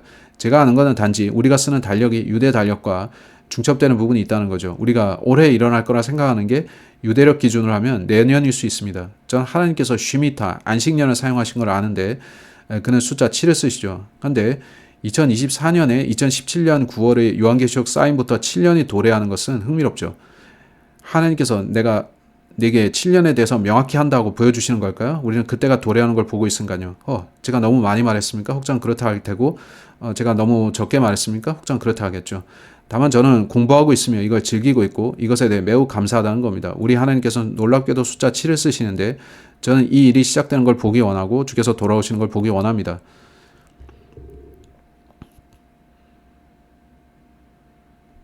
누구든 질문이나 또 하실 말씀이 있습니까? 네. 3년 반 대환란을 말하는 사람들은 예수님의 사역 기간 중에 전반기가 성취되었다고 말하는데 그들은 483년에서 그 3년 반을 빼버리는 것입니다. 그건 그렇게 할 수 없는 거죠. 네, 그렇습니다. 그걸 혼동시키면 그 총 기간이 483년보다 줄어들게 되는데 당신의 말이 맞습니다. 그거는 말이 안 됩니다. 그럴 수는 없는데 당신은 수학을 할 줄 알고 잘 하셨습니다. 잘 하셨어요. 제가 잊고 말씀 안 드렸는데 이 교회 시대는 끼어든 기간입니다. 하나님께서 유대인들에게 질투를 일으키신데 오케이 내가 너희를 구원하려 했지만 대신 이방인들을 구원하겠다 하셨고 이건 하나님께서 시간 계산을 실수하신 건 아닙니다. 주께서는 온라인 우리는 유대인 문제를 홀드시켜 놓고 나중에 처리하겠다 하셨는데 이 마지막 7년이 여전히 예언으로 남아있는 이유가 그겁니다. 하나님께서 뭔가가 언제 일어날 것이라고 말씀하실 때 그건 거짓일 리 없는데 그 연수대로 됩니다. 그들이 스데반 집사를 돌로 쳐 죽이지 않았다면 7년 환란이 시작되었을 겁니다. 네, 그들이 스데반 죽이지 않았다면 어쩌면 3년 반이 여기서 벌어지고 3년 반은 나중에 있을 수도 있었겠죠. 그렇게 될 수 있었죠. 그렇게 되지는 않았는데 그건 그들이 메시아를 거절했기 때문이고 그래서 우리는 구원받을 기회를 잡았죠. 네, 감사한 일입니다. 적그리스도의 상처를 가지고서 우리는 그를 특정할 수 있지 않을까요? 오케이, 그건 우리가 환란을 통과하는 사람이라면 그렇겠죠. 성경이 그의 오른 눈과 오른손이 말라버릴 것이라니까요. 누가 그걸 볼까요? 환란의 중반부를 통과한 사람들이죠. 그는 우상목자로 알려져 있다고 하는데요. 네, 우리는 파멜의 아들을 보지 않을 것이지만 많은 이들이 우리가 죄의 사람을 보게 될 거냐라고 묻습니다. 성경은 죄의 사람이 드러날 것이라는데 그건 마치 그가 드러날 때 휴거가 일어나는 것처럼 보입니다. 우린 그를 볼 수도 있습니다. 출애굽은 휴거의 모형인데 그들은 자신들을 추격하는 파라오를 봤습니다. 이제 우리는 적그리스도가 누구인지를 알고 그를 볼 수도 있습니다. 저는 그가 누구인지 궁금한데 새 이름이 있습니다. 어떤 이들은 트럼프라고 생각하고 여전히 트럼프를 생각하는데 혹자는 오바마라고 생각합니다. 또 많은 이들이 찰스 왕이라고 생각하고요. 여러분 십자군 원정 때 그들이 뭐 했는지 아십니까? 십자군 원정에 나선 자들 중에 다수가 귀족들이었죠. 그들의 이름은 고드프리 드블리옹 그 외 여러 그중 한 명이 예루살렘 왕이라는 칭호를 얻었습니다. 그 호칭들이 계승되었고 이제 찰스라는 이 왕은 실제 예루살렘 왕이라는 칭호를 갖고 있습니다. 어떤 이들은 찰스 왕이 적그리스도라 생각하는데 로라가 오늘 듣기로 어쩌면 찰스 왕이 너무 나이가 많아서 그의 아들일 거라고 생각도 합니다. 그런데 그가 누구에게 왕관을 받았습니까? 그들이 적그리스도를 도래시키는데 어떤 역할을 하고 있습니까? 이제 와우. 또 질문 있으신 분? 저는 후 3년 반만 남았다는 주장에 동의할 수 없는데 저는 누군가 바이블 빌리버를 자처하면서 어떻게 그런 분열을 조장하는 주장을 퍼뜨릴 수 있는지 모르겠습니다.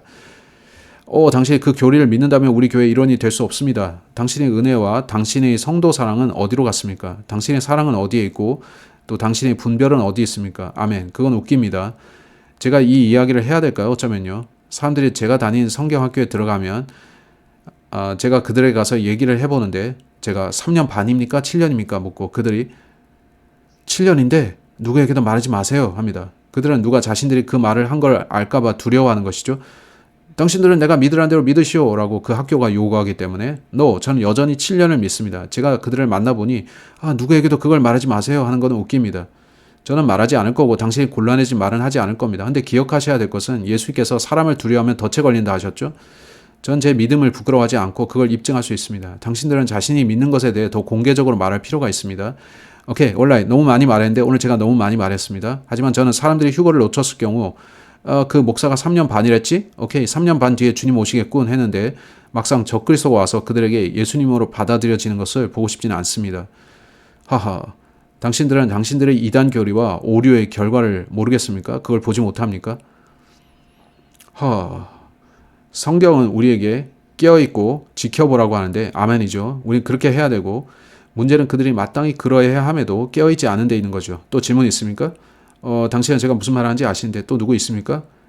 우리에게 전도지들이 있으니까 가져가서 진리를 모르는 사람들에게 주시고, 어제는 제 생일이었는데 그들이 트럼프를 암살하려고 했습니다.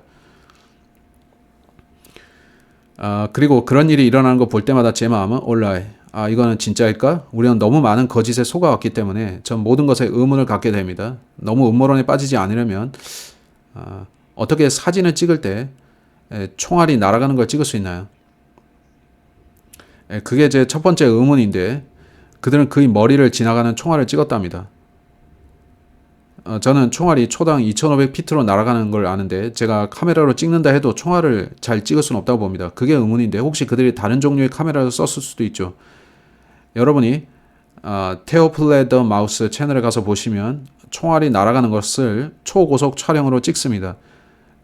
그게 저희 첫 번째 질문이고, 두 번째는 비밀 경호국이 어디에 있었던 건가요? 그들은 뭘 했고 어떻게 이 남자는 그들에게 저지되지 않고 그걸 했습니까? 특히 누군가가 헤이 저기 보세요 하고 소리쳤는데도 말이죠. 저는 그게 내부 범죄라고 말한 건 아니고, 전 누군가 다른 일을 고용해서 그걸 찍게 한 게 아닌가 하는 거죠. 제게 든 첫 번째 생각은, 근데 이름들을 한번 보세요. 누군가가 누군가를 암살하고자 할 때 그들은 당신에게 세 개의 이름들을 줍니다. 존 윌크스 부시, 여러분은 케네디 암살범 아시죠? 리 하비 오스왈드. 그래서 이번 암살범 이름이 뭐였나요? 토머스 매튜 뭐죠? 그 라스트 네임이 크룩스죠. 전 대체 라스트 네임이 크룩스인 사람은 제가 만나본 적이 없습니다. 그건 이상한데, 정말 이상하죠. 그는 직장에 결코 다닌 적이 없는 20살이고, 그들이 말하기를 그는 공화당 당원으로 등록되었지만 민주당에 $15씩 낸다고 하고, 저는 별말 않겠지만 보니까 토마스는 의심하는 자죠. 매튜, 그는 세리인데 뱅커, 국제은행가.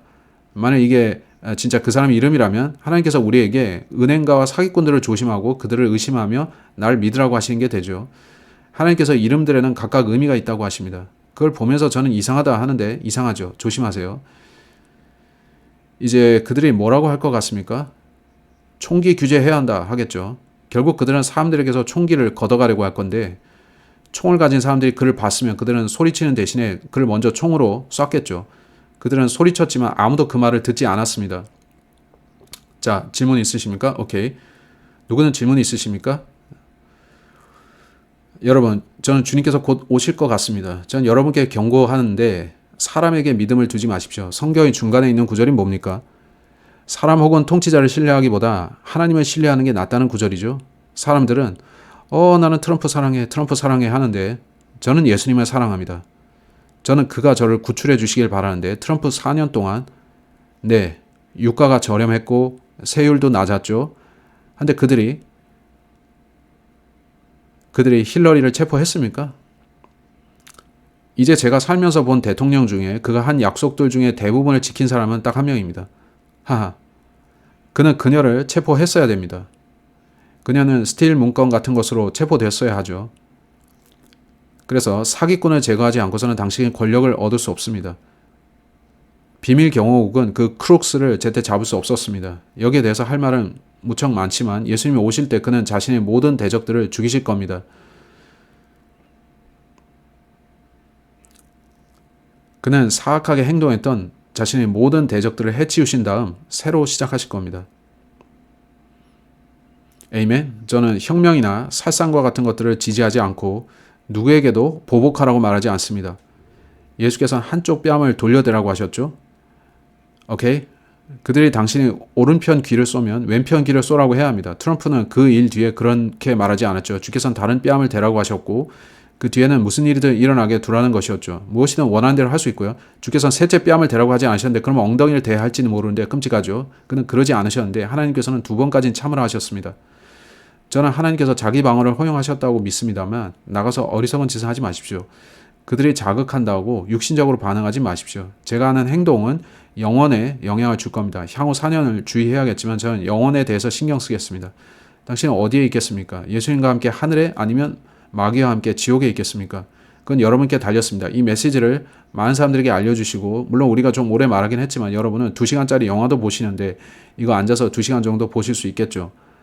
우리가 하나님의 달력에서 어디에 와 있는지 알기 위해서 말입니다. 우리가 하나님의 달력에서 와 있는 위치는 적그리스도가 오기 직전입니다. 조셉이 어제 제게 말하기를 보세요. 적그리스도가 지금 여기 있어요. 그거 곧 나타날 거예요. 했죠. 그는 이 모든 일들이 일어나는 걸 보면 적그리스도는 마쿠에서 등장할 시점 직전에 있다는 겁니다. 그는 이 사건으로 자기 계획이 약간 틀어져서 화가 나 있을 거라는데 그가 이미 나왔습니까? 이번 주 사람들이 제게 경고하기를 자 15일을 잘 보세요. 15일 잘 보세요 했는데 전 15일에 뭐가 있을 거란지 몰랐지만 그들은 7월 15일에 뭐가 큰일이 있을 거라고 조심하라고 했습니다. 어쩌면 더 빨리 7월 13일에 있을 수도 있었는데 뭐가 있어서 뒤로 밀린 거겠죠. 기도가 필요합니다. 어쩌면 하나님께서 우리를 휴거 때까지 지키고 계십니다. 그러나 상황에 대해 주의하고 깨어 계십시오. 왜냐하면 이로 인해 트럼프 광신자들이 트럼프를 옹이하고 나설 테고 그들이 원하는 걸 얻지 못하면 어떤 행동을 할지 모르니까요. 누가 물어보면 여러분은 트럼프 서포터라고 말하지 마시고 예수님 서포터라고 하십시오. alright? 그게 최상입니다. 사람을 너무 신뢰하려고 하지 마세요. 근데 여러분은 제 말이 참말인 걸 아십니다. alright?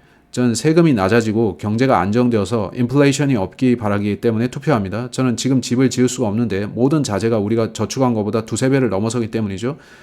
그건 웃깁니다. 근데 저는 사람을 신뢰하지 않고 저는 예수님을 신뢰합니다. 제게는 하늘에 완성된 저택이 이미 있고 거기 가면 보게 될 겁니다. 아멘. 냄새나는 시멘트나 금속, 콘크리트, 흰개미가 파먹는 목재 대신에 그 집은 금으로 되어 있습니다. 또 누구 질문 있으십니까? 저는 캘리포니아 출신입니다. 저는 당신이 난민인 거 압니다. 그곳 집 렌트비가 하늘을 찌르고 침실 2개 있는 집에 $5,000예요. 제가 보기에 캘리포니아는 사회주의자들한테 점령된 주인데 당신 같은 분들은 거기서 나와야 했죠. 거기 살 수 없으니까. 집을 가질 수 없어서 그렇게 많은 이들이 홈리스가 됐습니다. 또 다른 얘기인데 거기에 10피트 간격으로 홈리스들이 자리 잡고 있어요. alright. 네, 그들이 거리에 대변 보고 오줌을 누고 그런다고 하죠. 정말 개탄스럽습니다. 왜 그렇게 되었을까요? 그들이 의도적으로 경제를 망가뜨렸고 사람들을 돌보지 않기 때문이죠. 권력자들은 자신들이 현재 가진 것보다 더 많은 돈과 권력을 원합니다. 그들은 상점에서 대놓고 훔치고 있어요. 네, 거기 월마트에서 일하던 분이 제게 말해줬습니다. 월마트에서 $1,000 미만 훔치면 어떤 제재도 안 받는답니다. 훔친 금액이 $1,000가 넘어가야 체포된다는데 그 이하의 금액의 도둑은 너무 많아서 다룰 수가 없다고 하죠. 이제 그들은 말 그대로 당신에게 가서 $1,000만 되지 않으면 뭐든 훔쳐라 하는 겁니다. 그런 데서 어떻게 회사가 살겠습니까? 그럴 수 없으니까 긴급 구제가 필요하지죠. 우리가 그 비용을 다 충당해야 되고요. 웃깁니다. 우리는 아주 위험한 시대들을 살고 있는데 사람들은 법을 따르지 않습니다. 적그리스도는 무법자인데요. 그건 부끄러운 일입니다. 크리스찬으로서 저는 정직하게 살고 싶고 제 능력을 다해서 계속 그렇게 살고자 합니다. 또 누구 있습니까? 롭, 지금 조용하신데 당신이 뭔가 하실 말 있으실 줄 알았는데요. 저는 안티오쿠스 에피파네스에 대해서 질문하려는데 그가 적그리스도의 모형이라고 하셨죠. 예, 그렇습니다. 예수님 오시기 100년 이상 전에 있었던 사람이고 유대인들이 그 땅에 돌아와 있었는데 그리스 사람인 안티오쿠스 에피파네스가 와서 유대 성전을 더럽혔습니다. 많은 이들이 그걸 황량하게 하는 그 가증한 것이라고 봅니다. 그런데 그는 바로 그 사람은 아니었죠. 그건 저 483년 안에 속한 일이었죠. 근데 그는 성전에 들어가서 어린 양 대신 돼지를 제물로 잡아서 바쳤습니다. 그걸 가증한 것이라 부르는데 그가 한 일은 미래의 예고입니다. 적그리스도가 그 일을 또 반복할까요? 어쩌면 적그리스도가 성전에 들어와 앉아서 자, 돼지 한 마리 데려와라 할지도 모르죠. 그는 그 왕처럼 할지 모르지만 그가 그 자리에 앉은 것 자체가 가증한 것이고 더 뭔가 할 필요는 없을 것 같습니다. 한때 저때 그런 일이 있었고 또한 티투스가 와서 성전을 더럽히고 기물들을 가져갔죠. 이처럼 미래에 있을 일의 예표가 되는 많은 사건들이 있습니다. 제가 필요한 말은 다 한 것 같은데 이번 시간이 여러분 모두에게 은혜가 되셨기를 바랍니다. alright? 예수님이 곧 오실지 모르니 전도지를 나눠주시고 사람들을 예수님께 쟁취해서 데려옵시다. 여러분이 그들에게 아무 말도 하지 않는다면 휴거가 있고 나서 그 불신자들은 그런 여러분께 분통을 터뜨릴 겁니다. 누구도 그런 식으로 화나게 만들지 마시고 그들을 화나게 해야 한다면 복음을 말해서 그들을 화나게 만듭시다. 나중에 그들은 여러분에게 고맙다고 할 건데 당신이 어디로 갔는지 모르지만 내가 당신 말 들었어야 되는데 라는 말이 당신은 왜 그 말 해주지 않았어 보다 낫겠죠. 당신이 이전에 해양생물학자 되려 했다고 포기했다고 들었습니다. 네, 저는 해양학자 혹은 해양생물학자 되고 싶었는데 그거 배우려고 대학 다녔습니다만 복음을 믿으면서 관뒀죠. 그거 했으면 저는 지금 상어에다가 인식표 붙이고 있었겠죠. 대신 여기서 저는 글을 보고 있죠. No. 그거는 농담입니다. brother. 저는 당신을 사랑하고 이거 농담이었어요. 농담이었습니다. 더 할 말은 없는데 누구든 할 말 있으십니까? 아니면 기도로 마칠까요? 오늘 가족 단위로 저희 찾아주신 분들께 감사드립니다. 다음 일요일에 또 오실 수도 있고 아니면 우리는 공중에서 만나겠죠. 아멘. 아직 어떤 분들과는 대화를 못 해봤고 그분들과도 얘기하려고 합니다. 생일 축하한다고 말씀하시는 분들이 있습니다. 네, 감사합니다. 저는 한 희년만큼 나이 먹었습니다. 그거 멋진데 이상하지만 제 아들 콘레드의 생일이 저보다 하루 빠릅니다. 그는 7살인데 제가 49살인 그날에 그가 7살이 됐고 오늘 저는 50살이 됐죠. 멋지지 않습니까? 7과 49. 하늘의 하나님께서 혹시 브레이크한테 그 이전에 아이를 주지 마라 하셨다면 저는 아들이 있었으면 좋겠어 하고 있다가 결국에 얻었고 그가 7살. 제가 49살이 되자 주님 당신께서 숫자 7을 원하셨다면 그게 지금입니다. 그가 그렇게 하셨는지 전 모르겠지만 주님은 숫자 7을 사용하십니다. 제가 보니까 70년, 70 곱하기 7 그런 식으로 완벽히 맞아 들어갑니다. 성경이 진리가 아니라고 말하지 마십시오. 성경이 진리라면 여러분이 해야 될 일은 그걸 읽는 겁니다. 그걸 이해하고 읽고 믿고 구원받아야 되는데 그건 하나님의 달력에서 다음으로 이게 일어나기 때문이죠. 당신은 올라가는 사람들에게 속하는 게 나을 텐데 그러지 않으면 네, 말씀하세요.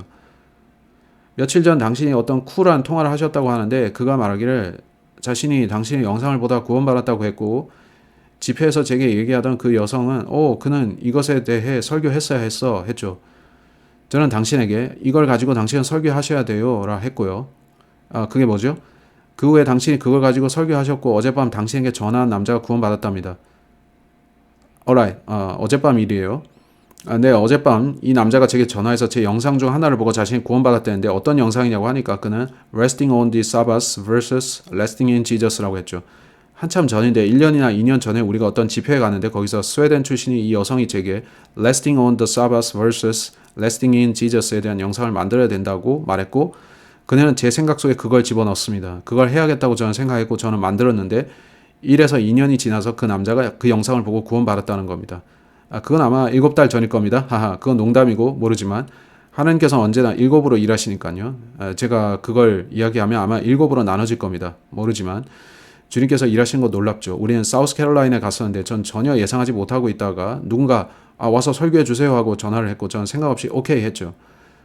먼저 저는 당신들이 믿는 교리가 뭡니까? 라고 물었어야 되는데 저는 단지 그들이 내게 연락했다면 나와 같은 믿음이라서겠지 라고 생각했죠. 정말 그들은 우리처럼 믿고 있었고 은혜로웠습니다. 저는 몰랐는데 거기에는 그들이 안수 주려는 4명이 있었죠. 그래서 우리가 거기에 있을 때 안수 예배가 치러졌습니다. 흥미로웠죠. 저는 샘깁 옆에 앉아 있었고 우리는 이게 무슨 상황이지 했는데 자, 안수식이에요. 질문할 거 있었으면 하세요 해서 우리는 서로 쳐다봤고 뭐라고? 재미있었고 우리는 많은 질문들을 했습니다. 우리는 4명이 안수받는 거 봤고요. 멋졌고 멋졌습니다. 그중 한 명과 제가 샬롯으로 가는 기차로 가서 복음을 전했고 또 다른 한 명은 다른 날 제게 연락을 했는데 거기에는 주를 섬기고자 하는 사람들이 많이 있었습니다. 그렇게 하시길 바라는데 시간이 얼마 없습니다.